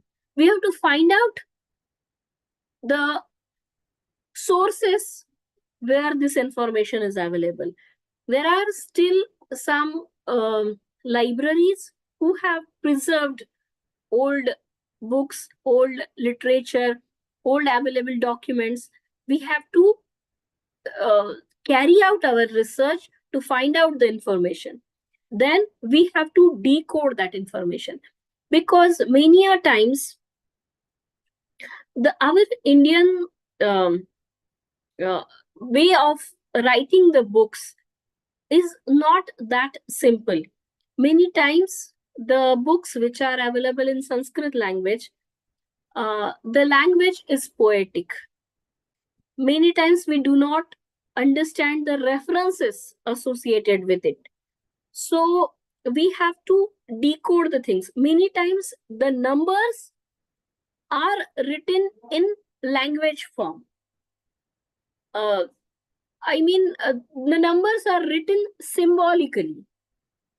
Suppose uh, the words are associated with numbers. So we have to find out the logic and coding behind writing those numbers. In our education system, it was a holistic education system. There were no boundaries. Like mathematics is a different subject, language is a different subject, art is a different subject. This type of classification was not there in ancient times. I can again, the if you have gone through the internet sources, the old Sanskrit grantha Leelavati, which is a book on mathematics, is available on internet. Its translation is done in many of the languages. If you have referred to that book, you will see that the problems on mathematics are written like there were few birds flying in the sky. 1/6 of the bird went to drink the water. 1/3 birds were were sitting on a tree, and so on. So the language, the art, the maths, they all are combined together. I will in last part of my lecture, if possible, I'll show you that those shlokas from the Granth Leelavati, and you'll come to know that the book on mathematics is written in very poetic manner, and all the we say that there are many rasas are there, so they all are included while writing this book. So decoding the technical information written in these books is a collaborative work, and many experts will have to sit together, will have to do the collaborative work, and will have to take out the information which is which can be used, which is relevant for today's modern world as well. So this is something is needed. So lot many efforts are required for proper implementation of these subjects in our curriculum, and lot much scope for creativity is there. The IKS cell has established multiple IKS centers at different institutes. There are many IKS centers, and many trainings are given by this Ministry of Education. So we have to attend this. Someone was talking about teachers education. So one who is responsible for delivery of this course will have to take up many trainings based on this. There is one full-fledged course available on NPTEL that is taken up by Professor Mahadevan. He has written one book also on Indian knowledge system. There are many books available. In the last section, if required, I can give you the list of the books also. All these documents are with me. It will take me 5-10 minutes to find out those documents from my mail, and I can give you the list of books which are available on Indian knowledge system. But the book by Professor Mahadevan, based on which he takes up a course at NPTEL, and mostly it is relevant for science and engineering students. So this course can be taken up. So this is all about implementation and teachers education. Yes, it is a challenge to make our teachers ready to learn new things, and initially there will not be a single expert available to teach one complete course. So the model which we are implementing here in engineering institutes is 3-4 institutes are coming together, and in a large auditorium we collect our students, and we invite experts from the particular area of Indian knowledge system, and that particular expert delivers lecture based on his expertise. Along with students, our teachers also attend these lectures. They also take up the notes based on these lectures. These lectures are recorded. The recordings are made available to the students. And based on these lecture contents, our teachers design the questions for the examination, and they assess their examination. So teachers are also learning with the students from the expert, and for that we need to for the practical purposes, we have to come together. We have to work collaboratively for these new type of subjects, delivery and implementation of these new subjects. Yes, now I will show you a few examples also. I'll have to just take out these things from a mail, that there is some compulsory generic IKS course we have to design. So these generic courses are available, offered by many of the institutes. We can enroll our students to these courses. These are expected to contain, because it contains basic knowledge of IKS subjects. So it can remain common for science students, engineering students, commerce students, and so on. But the subject-specific IKS courses are to be designed and developed by us. Just now I was talking about the subject-specific course, say for civil engineering students, for mechanical engineering students. Now I struggled a lot for designing IKS course for electrical, instrumentation, and electronics, these type of branches, because a very less material known to us. I mean, the material may be available, but very few experts were known to me who can give me content related to electrical engineering, electronics engineering from Indian knowledge system.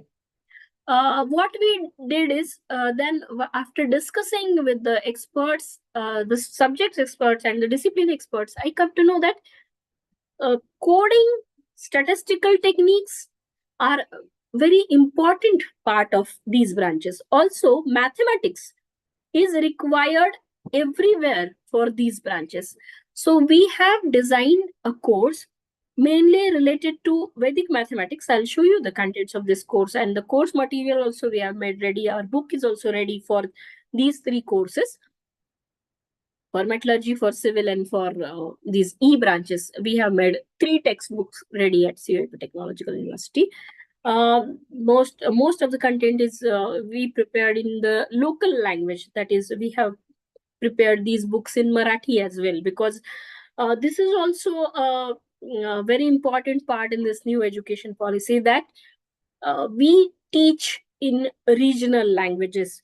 So government of India has started a big movement. I don't know whether it has reached to you or not, that all the teachers are they have appealed to all the teachers to write books in the regional languages based on your area of expertise, and these books will be made available to the students. So we have made 3-4 books ready on 3 books, not 4. One is generic, but which is well, so that was the 4th which I was referring to, which will be ready by the end of this month, and will be made available to the students. So a lot of exercises to be done, contacting the experts, arranging their expert sessions, arranging the hands-on trainings. Like we have arranged a workshop on Vedic mathematics for our students. So these type of workshops are to be arranged for the students, for the faculty, and eventually now we have prepared the books based on our understanding today. But as we are learning, as we too are meeting with experts, new experts, we are coming to know their areas of research, we will include the topics of their interest in our textbook, and eventually we will evolve, and we will keep on developing our textbooks and our syllabus also. So initially we have to start from some point, or maybe we can take up help of some institute which has already done this, and then later on we can improve ourselves. The teachers are also learning, so no one needs to worry that the teachers are not developed yet. We too are learning. That is going to happen, and that's why the policymakers have kept a time limit of 10 years for the proper implementation of this policy. We will implement. We might learn after implementing the policy. We might correct ourselves, and it will take maybe 10 more years for this policy to be mature. So we need not to worry. Only thing is we have to have the attitude of learning. Nowadays, we have started one survey for school teachers, in which the questions are based to check the attitude of teachers, that in particular, in general about NEP, and in particular about IKS, that what are their viewpoints, and are they ready to learn new things? Are they ready to implement this policy? And then we'll come out with some conclusions and some guidelines which will be shared with the government, so that based on it, the action means the remedies can be found out to tackle the problems. Okay. Anyways. Okay. So here, yes, the freedom is given, and exercising this freedom itself, uh, we have we have developed our own IKS related courses by following UGC guidelines. That also I said that UGC guidelines are available on the internet. If time permits, I will post all the links in the chat box also. Actually, there is no WhatsApp or similar type of group for this course. If the group is available, I can share all those documents with sir, and he can post in your groups as well. Uh, in last 15 minutes, I'll post the links. It is already 4:47. My God, I think I'll be short of time today. Credit specification. Yes. So there are some guidelines based on what should be the engagement for a particular credit. 13 to 15 hours of teaching per credit is required in a semester. That's why I was saying that many higher education institutes have restricted themselves to the lower limit of maximum credits, because 1 credit extra means 15 hours of teaching, 15 hours of more teaching, 15 hours engagement of a teacher and students is increased if you increase 1 credit. So they have restricted. We know that we all are aware that the load is also calculated similarly, that theory, the laboratory courses number of hours and half the load is calculated as compared to the theory courses. So same is here. 26 to 30 hours in laboratory activities per credit is required in a semester. Studio activities, that is for these things are more relevant to the architecture courses which we were talking about just now. Workshop based activities, this is something related to the engineering related courses. 26 to 30 hours of workshop based activities per credit in a semester is required. More emphasis is given to hands on activities, vocational professional practice based courses. So in principle, whatever may be our discipline to which we are implementing NEP, we need to keep this in mind, that the students need to be exposed to the practical job work, to the field trainings.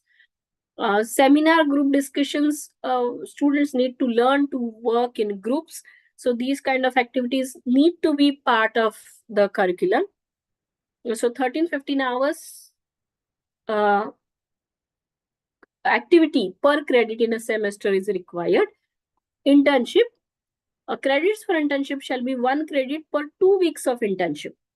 So as the social internship was worth 2 credits, we said that 1 month training was required for that social internship. 36 to 40 hours of engagement is required for 1 credit. The internship, this is our common practice, that students get a guide from industry. Also, the student get a guide from institute, and it is expected that the institute and industry guides have good rapport, they have good communication, and they jointly guide the student, they jointly mentor the student for his or her internship. The internships are, we all are aware of about Bloom's taxonomy, and internships are something which fall under the higher order of understanding. So they are to be offered in last 2 semesters. In the last year, internship is to be offered. And at that time, if the students will be there in the industry, and if there is still some requirement about some theory courses, so what we do is we offer mostly the NPTEL courses in the last semester. The students will take up their electives from the NPTEL Swayam MOOC platform, so that students need not to attend the classes. They will just appear for the examination at whichever center is suitable for them, and they will submit their grade sheet. We all are aware about the academic bank of credits, and this is mandatory for all the students who are registered with us are to be enrolled in this academic bank of credits, so that these credits for minor from other institutes, these NPTEL credits, all can be deposited. And once the student gets these desired amount of credits, he can withdraw. Just we withdraw similarly as we withdraw the money from the bank. He will withdraw the 160 credits from his academic bank of credit and will get a degree of bachelor in mechanical engineering and so on, similar type of things. So field-based practices, 26 to 30 hours of learning activities per credit are requirement. Community engagement projects, yes, we discussed in this. Here we have to make many MOUs, and they will work under the supervision of faculty as well. So the faculty will also develop a flavor of social engagement. Community engagement and service will involve activities that would expose students to the socio-economic issues. Now here, we have to design the rubrics for evaluation.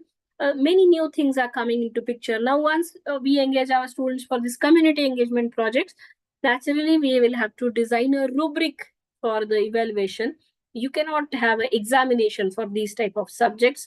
So first the faculty will have to be trained for evaluating such type of projects. We will have to sit together, we'll have to brainstorm ourselves to find out the factors based on which the evaluation will be carried out. So these are some of the homeworks which this new education policy gives to us. Yes, 26 to 30 hours of contact time per credit in a semester, along with 1350 hours of activities such as preparation of community engagement and service, preparation of report, etc. This is a 2-week course, Academic Bank of Credit. Just now we discussed that there is many times the information nowadays we have to give information after every 15 days that whether 100% students are registered in Academic Bank of Credits or not. Credit awarded to a student for programs from an institution may be transferred, redeemed by another institute. So we can take up credit from minor deposited by other institute. It is essential that all students should get enrolled on ABC, and that is the responsibility of our examination department at every university. They get ABC IDs and they get a APAR card, very much similar to what we call Aadhaar card. The students will get a APAR card. The student shall be allowed to earn some credits from institutes other than main parent college. A college where students earn all their major credits, more than 50%, including credits for the course subject. So here many things come as far as implementation of this policy about minor is concerned. We have to decide the financial terms, we have to decide the fees, how much percentage the student learns from the major institute. So the pays in industry, the pay bands are decided as fixed pay and variable pay. Similarly, in future we may have to design the fees as fixed fees and variable fees, that if the student mandatorily needs to take a 50% credit from the major institute, so it will be a fixed component of the fees, and depending on how much percentage of the remaining 50% he takes up from the parent institute and how much he takes it from outside, we'll have to decide that variable component of fees. So these new things will come in picture as the requirements will change. All these things are upcoming things, and it will evolve in next 10 years. Multiple exit, we have to design the skill-based courses based on 6 to 8 credit courses are designed. Students will have the flexibility to enter a program in odd semesters and exit a program after the successful completion of even semesters as per their future career needs. And now, if the students are joining back for the multiple entry purposes, we may have to design some bridge courses. This is also homework the teachers will have to carry out. Student exists, we discussed that 8 credits in the work-based vocational courses or internship offered during summer vacation, in addition to 4 credits from skill-based courses earned during the first and second year semester. These 8 credit courses will be separately designed for these exit students. Students exiting the second year, do you remember what was the name? What was the degree they will get after second year? It was UG diploma. They will get UG diploma, and if they want to exit, additional 8 credit courses, they will have to take up. Necessarily skill-based vocational courses. Third year, we said that BVOC, after getting 120 credits with additional 8 credit courses, means 128 minimum, then they will get a BVOC. Exit options shall be provided with certification. So a lot of work, lot of exercise needs to be done by the examination department, that if someone is going to take exit, then all these 8 credit courses has to be done by the student, and additional degrees are to be given to, separate special degrees are to be designed for these students. Students will receive a bachelor's degree with single minor on successfully completing all 8 semesters, either at a stretch. Please remember, this is one more provision, either at a stretch or with opted exits and re-entries. Additional 3 years span can be extended.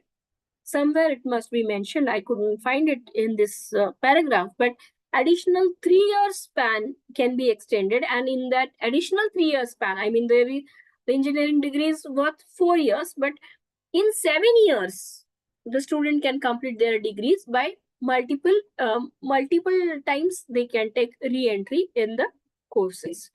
Yes, re-entry or lateral entry is discussed. Students opting for exit at any level will have the option to re-enter the program.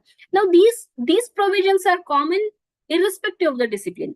I am talking about engineering, but for whichever discipline you are engaged in, these uh, things remain same. These options available for students remain same. They can re-enter the program from where they had left off in the same or in a different higher education institute within 4 years of exit. There was a confusion for from these words, in the same or different higher education institute. Later on, a correction is issued by the government. They have to re-enter in the same institute and complete the degree program within the stipulated maximum period of 8 years from the admission to first year. I'm sorry, I was saying 7 year. 8 years from the date of admission to the first year. Re-entry at various levels for lateral entrance in academic programs shall be based on the earn and valid credits as deposited and accumulated in ABC. Sometimes they will have to take up some bridge courses. Yes. Yes, eligibility. They have given some eligibility. Now, who can take up 20 extra credits? If someone wants a double minor degree, someone wants an honors degree or honors with research degree, there are three more options. There is a basic degree and three other options are available.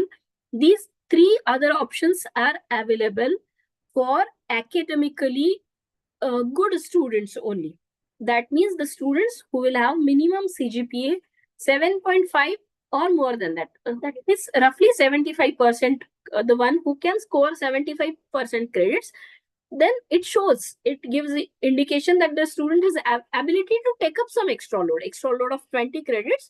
That student is capable. So that will be allowed to only those students who secure more than 75% marks or CGPA till 6th semester. So these are a few things which we need to include in our rule book. So we'll have to carry out such type exercise, additional exercises. So there are some directives given to state universities and autonomous colleges. In nutshell, they have given a lot of flexibility to us for the academic institutes to design and frame our own curriculum and structure. They always say that do not depend on the guidelines. These are the broad guidelines. You are free to design within boundary of these guidelines. So all these things, NHEQF qualification guidelines, about qualification guidelines, they are also available. Infrastructural guidelines, these all documents, whatever mentioned in this GR, the documents are available on internet. We have to strengthen industry relations with industry so that skill-based courses can be planned. Professor of practice can be invited, and expert lectures can be organized. These things are encouraged. KRAs, many times we come and we have to fill in information about KRAs. So these things are not needed to be discussed here. And there are some timelines also, so that is a part of administrative activities. So let us not done sensitization of stakeholders. So today what we are discussing is part of this sensitization of stakeholders program. Okay, so this was all about the directives related to NEP. Now I will stop sharing the screen and we'll discuss something about Indian knowledge system. Before that, let me take up. Thank you for providing. Could you share notes? I missed that. Someone was telling me something. Okay. Thank you for listening me patiently. Okay, if there are some suggestions for me, you can type those in chat box. You can type your questions. You can unmute yourself and uh, put your views also. By the time I'll share my IKS document and I'll try and find out whether I can share the syllabus which we have preferred, which we have prepared for IKS. So by the time you can unmute your mics, by the time I share the new another document, you can unmute yourself and share your views, please. No, it was very informative, madam. Thank you, sir. It was very informative and it's a very thought-provoking. I got the very good idea about the NEP, how we can go multiple exit and all, the academic bank of credit, all these things. Could you share the notes, madam? Yes, the document which I was sharing, na sir, it was basically the government GR, sir. It was GR from government of Maharashtra. Okay. That is GR 4th July. Good, informative, very good. I'll share that GR in the chat box also. And just a minute, I'm trying to find out our syllabus prepared on IKS. We also I have written one. You share the WhatsApp group also good, ma'am. That's good.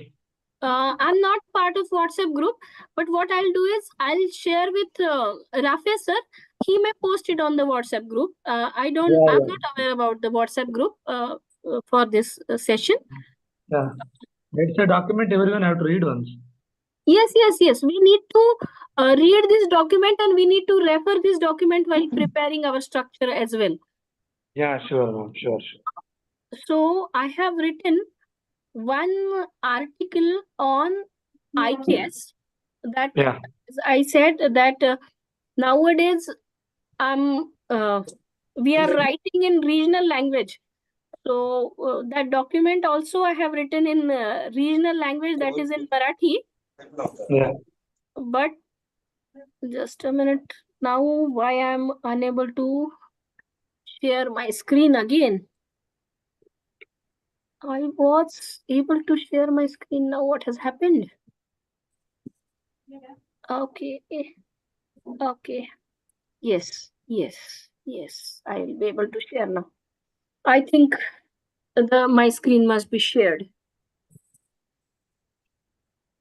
As I said that nowadays we have started preparing our content in the regional language. So whatever we are writing, whatever we are preparing, most of my notes are I'm taking out those notes in Marathi. So the document which I am sharing is my article on Indian knowledge system that is written in Marathi. But here the contents will remain same. I'll just explain in English. Those who can understand Marathi can refer the document as it is on the screen. We have half an hour left. Okay. Now we have started implementing this NEP, but there are so many doubts and misconceptions about this subject, that what are the opportunities available, what is the thought process behind including this subject in a very professional education like engineering education. Are there any guidelines? Uh, what exactly do we need to include in in the content of this subject? And there are some conceptions and some misconceptions. So, I don't know whether I'll be able to cover the entire article or not, but first thing I would like to cover is, why do we need to teach Indian knowledge system to our students? First thing, we all might have read in newspapers that Raghunath Mashelkar sir fought for patent of Haldi. Also, there was a fight for patent on neem. Now I'm using our own names, and haldi and neem. These two things are commonly used even in our kitchens, and everyone is aware about their uses. But we as Indians need to fight for their patents, because there was no proper documentation made by us. And we, because in international courts, whenever these type of fights are taken up, we just cannot say that from centuries together we are using these things, and even a illiterate person from our country knows the uses about it. So these, please, someone's mic is on. So so we have to make documentation about the knowledge which is available in our country from centuries. Our ancestors have not taken up any patent for the same. So we may say that our culture is like this only. We believe in Vasudhaiva Kutumbakam. We don't believe in taking up patents. Knowledge is made available to everyone freely. But if other countries take up these patents, tomorrow a time may come that we will have to pay for the use of these products, our very own products. If we do not want to pay for using them, then we will have to take up their patents. If we will have to take up their patents, we must have the documentation which is valid in this contemporary system, codes or anything like that. Nowadays, earlier countries used to control other countries depending on their military power only. But now this what we can say, this brain power of this intellectual property, this also makes one country powerful, superior than other countries. So countries are struggling to get control over resources, get over control of knowledge, get control on data. So these are the new techniques of controlling the world. So we cannot remain behind. We have to enter into the new dynamics of this world, and we have to secure our own intellectual property. For this purpose, who will protect this intellectual property? The new generation will protect this intellectual property. To protect this property, first our children need to know what is available with us. In many foreign countries, they are studying Indian languages, they are studying Indian scripts, and tomorrow a time may come that people from foreign countries will take up our patents. So it is a high time for us to learn these things. Please mute, sir. Okay. So all these fights are available on the internet, and please, it is really disheartening that we lost the Kadunim fight, and Mashilkar sir could retain the patent of haldi because few papers were written. And what was sad when I referred to these documents, the sad part of this is the students whose origin is from India have gone to abroad, and from there they have claimed this patent, this US patent. So this is something which was disheartening. Anyways, now what happens is, we know that many times there are two thought processes. One group says, okay, these are old things, these are not useful. Why you are teaching and learning these old things? Just scrap them off. Some people are very proud of our past. They say that we were the country whose GDP was highest. We used to export. जहां डाल डाल पर सोने की चिड़िया करती थी बसेरा. So we are the best. We were the best. But both these sides talk emotionally. we have to give documentary evidences that if we were good in metallurgy, then what were the metals which we could produce, which other countries could not produce? Why we were the best in textile industries? What was the fabric which we could make? What were the techniques? What were the techniques available that time? All these things which we need to learn. And we need to give documentary evidences for these emotional arguments.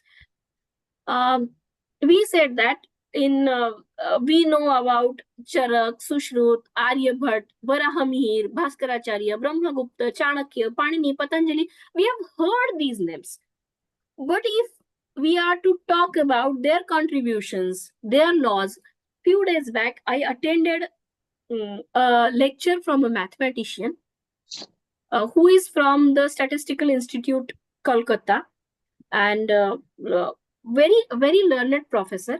And he talked about the 11 principles in mathematics, 11 principles in mathematics like Pythagoras theorem and other 10 very famous principles, which we believe that have origin from other countries. And he gave the proofs and the names of the books and actual proofs, the shlokas, its explanation, and he gave the proofs that even before, how these proofs were known to Indian scientists. But we just cannot say that these proofs were known to us.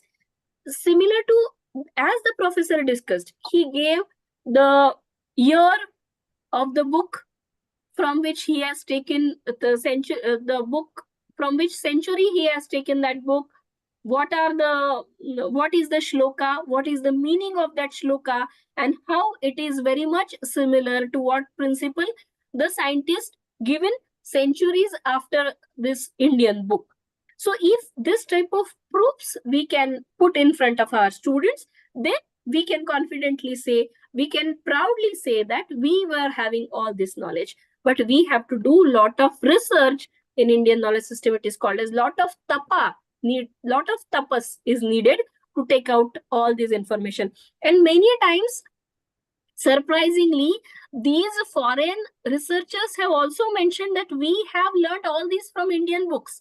And we believe that these foreigners have invented these books.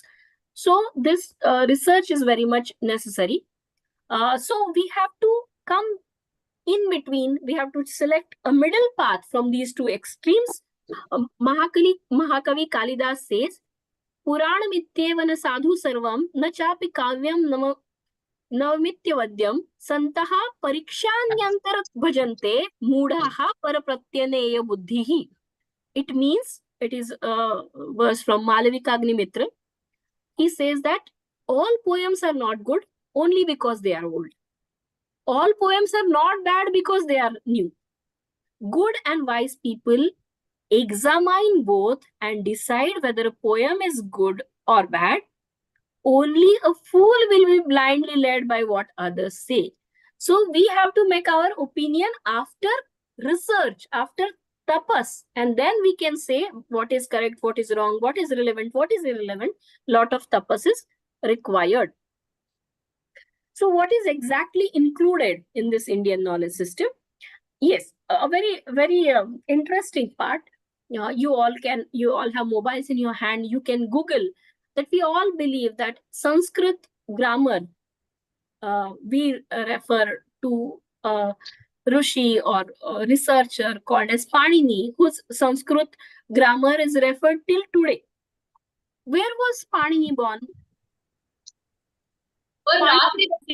Panini, if you find out the birthplace of Panini, some says it is near Kandahar, that is in Afghanistan, or some says it is in Pakistan. So, will we consider Panini's grammar as Indian knowledge system? Because these boundaries keep on changing. But what we are talking is, we are talking about a knowledge system which is thousands of years old. So we cannot restrict the inclusion of the things from today's political boundaries. So all this comes under Indian knowledge system, because we have to think 2,000, 3,000 years back knowledge. I mean, the limit can be so broad. Okay, so now what are the things included? All the stories, all the customs, all the beliefs. Now, there are many interesting things. It is said that Ayurveda is a very old medical science, and I have read one autobiography by a famous gynecologist, Dr. B.N. Purandare. If you Google Dr. B.N. Purandare, he is a very, very famous gynecologist. Many procedures are named after his name. In his biography, he writes that his hand was fractured. His hand was fractured, and he was worried that many operations were lined up, and if he is no more able to carry out those operations, what will happen to his patients? He was worried. And his mother, who knew many of the old ancient, who was from the family of Ayurveda Acharyas, she said that don't worry, you need not to put a plaster on your hand. I will apply one, what we call it as lap in our science, on your hand, and with your fractured hand, just apply that lap on your hand. You carry out your operations, you carry out your day-to-day work, and your hand will be repaired simultaneously. And instead of putting fracture, he said that I used that Ayurveda technique to to heal that injury for his hand. So, and this, who is saying? A MD doctor is saying that there can be some methods available with us. Many times in Marathi we call it as ajibaisa batwa. There are many small diseases, some remedies, home remedies are available, and the old people in our house suggest many homemade remedies. The things are available in our kitchen, and we use them. All this is a treasure. All this is our treasure, and these techniques are to be studied. These techniques are to be documented. So all this comes under Indian knowledge system. There are many stories which have many good management principles to it. These stories, there are many lok gitas, there are many customs, dance types, many drawing types available, many Indian arts are there. They all come under this treasure that is called as Indian knowledge system. Now, what has happened? It is earlier, as it is not preserved properly, it is distorted, it is disturbed. The task is to assemble, to align them carefully. We have to put it in sequence. Then the missing links are to be identified from the experts. We have to the jigsaw puzzles. It is like a jigsaw puzzles that the pieces are not available. All the pieces are not available. So we have to collect, we have to try and create a picture of this Indian knowledge system. And then we have to take up the relevant part out of it. Some part which may not be relevant in today's context will have to be removed. Okay. So in Marathi, I have written that what all comes under this Indian knowledge system. Even we know many in many recipes or many preservation techniques known to us traditionally. Those all come under this Indian knowledge system, and that needs to be documented. For recipes, we are so rich that we all make achars at home. In Marathi, we call it as loans, pickles we all make at home.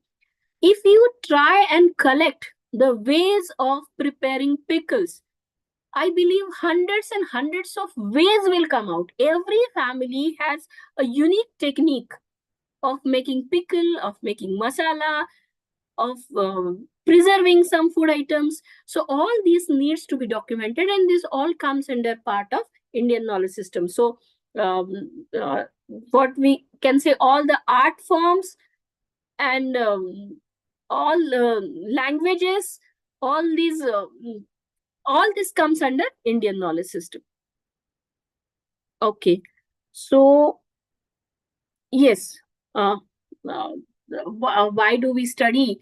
Also, it gives me one example. One example is quoted here in my article, that in 2016, one Japanese called Yoshinoro Ohsumi, he's a Japanese scientist from Japan, who got Nobel Prize in medical science. And why did he get this Nobel Prize in medical science? Because he found out that if we fast after a certain days, if we carry out fast after certain days, then our cells, our body eats up the bad cells in our body, and this protects us from very dangerous diseases like cancer and so on. So now carrying out fast after certain days is a very, very old Indian tradition. But we did not look at it as what must be the science behind fasting. Why must be our ancestors advocating fasting after certain days? Had any Indian scientist given a thought on it, the Nobel could belong to our country, could have belonged to our country. So there can be such traditions which may have some deep enrooted meaning into it. We need to look at it scientifically. For that matter, we need to come out of our prejudices and look at it scientifically. So many Nobel Prizes can be won by our own scientists. So what are the tasks which we need to do? I have enlisted that we need to collect, we need to know information. Actually, that is also worth sharing, that what are the libraries? I had that list also, that what are the libraries where these documents are available and where they are preserved. And many times, a very important work we need to carry out is we need to digitalize these documents, because hardly earlier our technique of transferring the knowledge was mostly orally. The information was transmitted from the teacher to the student. So the documentation is rare, and also it is not preserved properly. So whatever is available now, we need to preserve it, we need to digitalize it. I think for this, in this Bhandarkar Institute, a lot of digitalization work has been taken place. Infosys Foundation or Murthy Foundation, I don't know, but I had attended that program where Sudha Murthy ji gave a handsome amount for digitalization of these documents. So this is the work which need to be carried out by we all, and we need to relate it with today's technology. We need to take up patents, we need to write research papers, and yes, what are the challenges available? Last 3-4 minutes are remaining. Let me check up. Let me check the chat box before I end. In simple words, thank you. Thank you, thank you, thank you, thank you. Okay, you want my article? Okay, fine, fine. This is, I need to publish it. Better I publish it somewhere so that I can make it public. Yes, thank you. More than suggestions. It was reading that chat was a delightful experience. Thank you. Okay, so what are the limitations here? As I said that, look, if we include Indian metallurgy, old architecture, then Vedic mathematics, there is no single expert available who can teach all this. might be one person who is working on, who is studying only the Grantha Lilavati. We can take up and arrange one lecture based on it. There can be other gentlemen, which I was saying, that he's finding out the roots of mathematical theorems in old resources. We can arrange his lectures. One is expert, one professor in our institute available, Professor Deshpande, who has written 2 books on iron pillar. And he has written many papers on it. So let us arrange one lecture from expert from Indian metallurgy. And arranging these experts, just now I said, we will prepare teachers. It will be a 5-10 years long process of preparing teachers. By then, NPTEL courses and experts are the source. As I said, that's why I have written this article also in Marathi, that this information, as you said, that needs to be simplified. And this effort, if carried out by one gentleman in Marathi, it needs to be translated in other languages. That this person has found out that these were the old water purification techniques. And if suppose he has written one article in Marathi, these articles are to be translated in other languages. So we have opportunity that we can write books, we can publish papers. We know that publishing papers in a very Ghisapita area requires a lot of efforts. But now it is a blank, it is a plain canvas. So with less amount of efforts, we can publish papers in these areas. Ministry of Education gives lot of grants also for research in Indian knowledge system, and there are no restrictions. Just you need to convince them that you are genuinely working in a particular area, and they give handsome grants also. They are giving scholarships also. The scholars who are working in the Indian knowledge system, scholarships up to 10,000 per month are also given. So we have to take up this work, and we can prepare our iksindia.org. You can refer to this website. Most of the material is available. Now I'll put on a few things in the chat box if possible. By the time, yes, arrange a special session on IKS. I would be glad to talk on IKS. I'm giving my talks in many institutes on Indian knowledge systems. So I'll be more than happy to talk on, to take up a separate session on Indian knowledge system for sure. Yes, now I will see whether I can paste the links. By the time you can unmute, it's already, time is over. We may stop the recording and we can have a 5-10 minutes informal discussion in any of the language which you are comfortable in. As the official session was in English, I talked in English, but the conversation can be in Marathi, Hindi, or English, in any of the language required. The recording may please be stopped so that the candidate, everyone can be comfortable and share her thoughts. Okay, just 2 minutes, ma'am. I will stop the recording.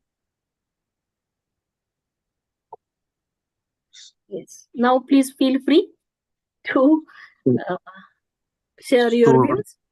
So participant, you can unmute themselves. Anyone question to participant, you can unmute themselves. Can they unmute themselves, or I need to unmute them? No, we can unmute, madam. Yes, please. Yes. Yeah. Now we can unmute. The record is over, no? Yes. It's a very good lecture. I heard from the last 2.5 hours. Hello, ma'am. Yes, ma'am. I asked some question. I will ask much question in Marathi also. Yes, मला मराठी चांगलं येतं. मी मराठीत लिहिते पण बिनधास्त विचारा. Okay, thank you so much, ma'am. Ma'am तुम्ही सांगितलं ते रेसिपीज ज्या वगैरे आहेत, रेसिपीज आहे, पिकल्सच्या आहेत, त्याच्या आहेत. तर त्याच्यावर सपोज जर आपल्याला पेटंट घ्यायचं असेल तर त्याच्याकरता प्रोसेस काय? जी नॉर्मल पेटंटची प्रोसेस असते त्याच पेटंटच्या प्रोसेसने तुम्हाला जावं लागेल. एखाद्या पेटंट अटर्नी असतात, त्यांच्याशी तुम्ही चर्चा करा आणि याच्यावर तुम्ही पेटंट घेऊ शकता. वेगळी काही प्रोसिजर म्हणजे ही गोष्ट वेगळी आहे म्हणून प्रोसिजर काही वेगळी असणार नाही. पेटंट अटर्नी तुम्हाला त्याच्याबद्दल माहिती देतील. इव्हन आपण कन्सेप्टचं पण म्हणजे एखादी माझी समजा कविता आहे ती मी लिहिली आहे, तर त्याच्यावर पण मी इंटलेक्च्युअल प्रॉपर्टी राईट क्लेम करून ठेवू शकते. किंवा माझ्या डोक्यात एखादी आयडिया आली तर ती अजून मला ती पूर्ण करायला वेळ लागणार असेल तरी फक्त मी आयडियाचं सुद्धा इंटलेक्च्युअल प्रॉपर्टी राईट घेऊन ठेवू शकते, सो दॅट दुसरं कोणी ती चोरू शकणार नाही. किंवा मला एखादं नाव माझ्या फर्मचं घ्यायचं असेल त्याचं पण आपण IPR घेऊ शकतो. त्यामुळे प्रत्येक कल्पनेचं, डिझाईनचं, ड्रॉइंगचं, एखाद्या जी माझी नवीन निर्मिती आहे त्या प्रत्येक गोष्टीचं आपण IPR घेऊ शकतो.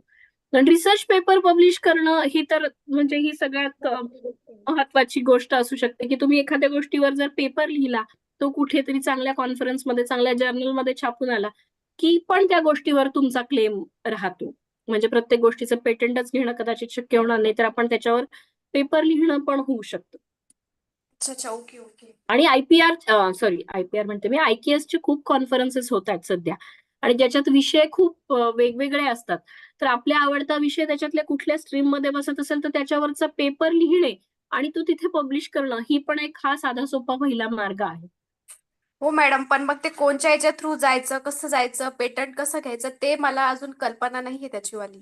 कारण मी अजून तेच एक म्हटलं तुम्हाला की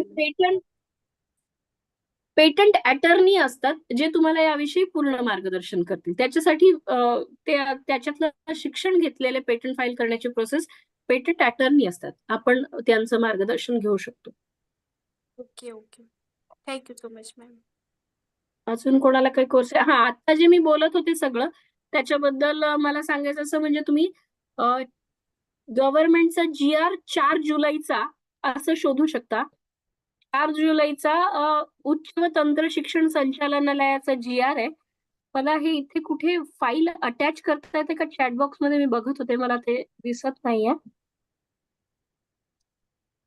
इथे मला येते वाटतं, इथे ड्रॉ करता. ठीक आहे, दिसलं मला. ठीक आहे, करता येईल मला, इथेच टाकता येईल मला तो GR.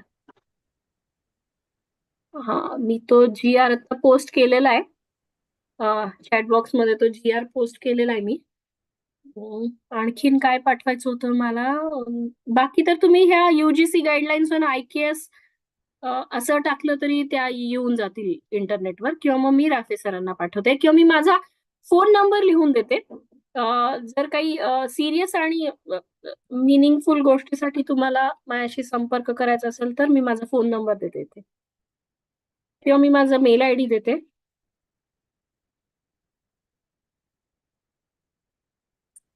Okay ma'am.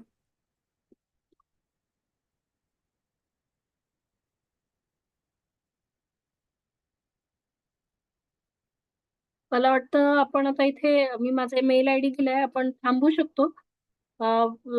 पुन्हा केव्हा तरी तुमच्या सगळ्यांशी ऑफलाईन भेटायला आणि चर्चा करायला खरंच आवडलं असतं मला. तर कोणाला काही बोलायचं असेल तर बोलू शकता, नाही तर मग मी आपली सगळ्यांची रजा घेते. धन्यवाद. खूप छान माहिती दिल्यात मॅडम. धन्यवाद सर. धन्यवाद. Okay ma'am. धन्यवाद मॅडम. Yes ma'am.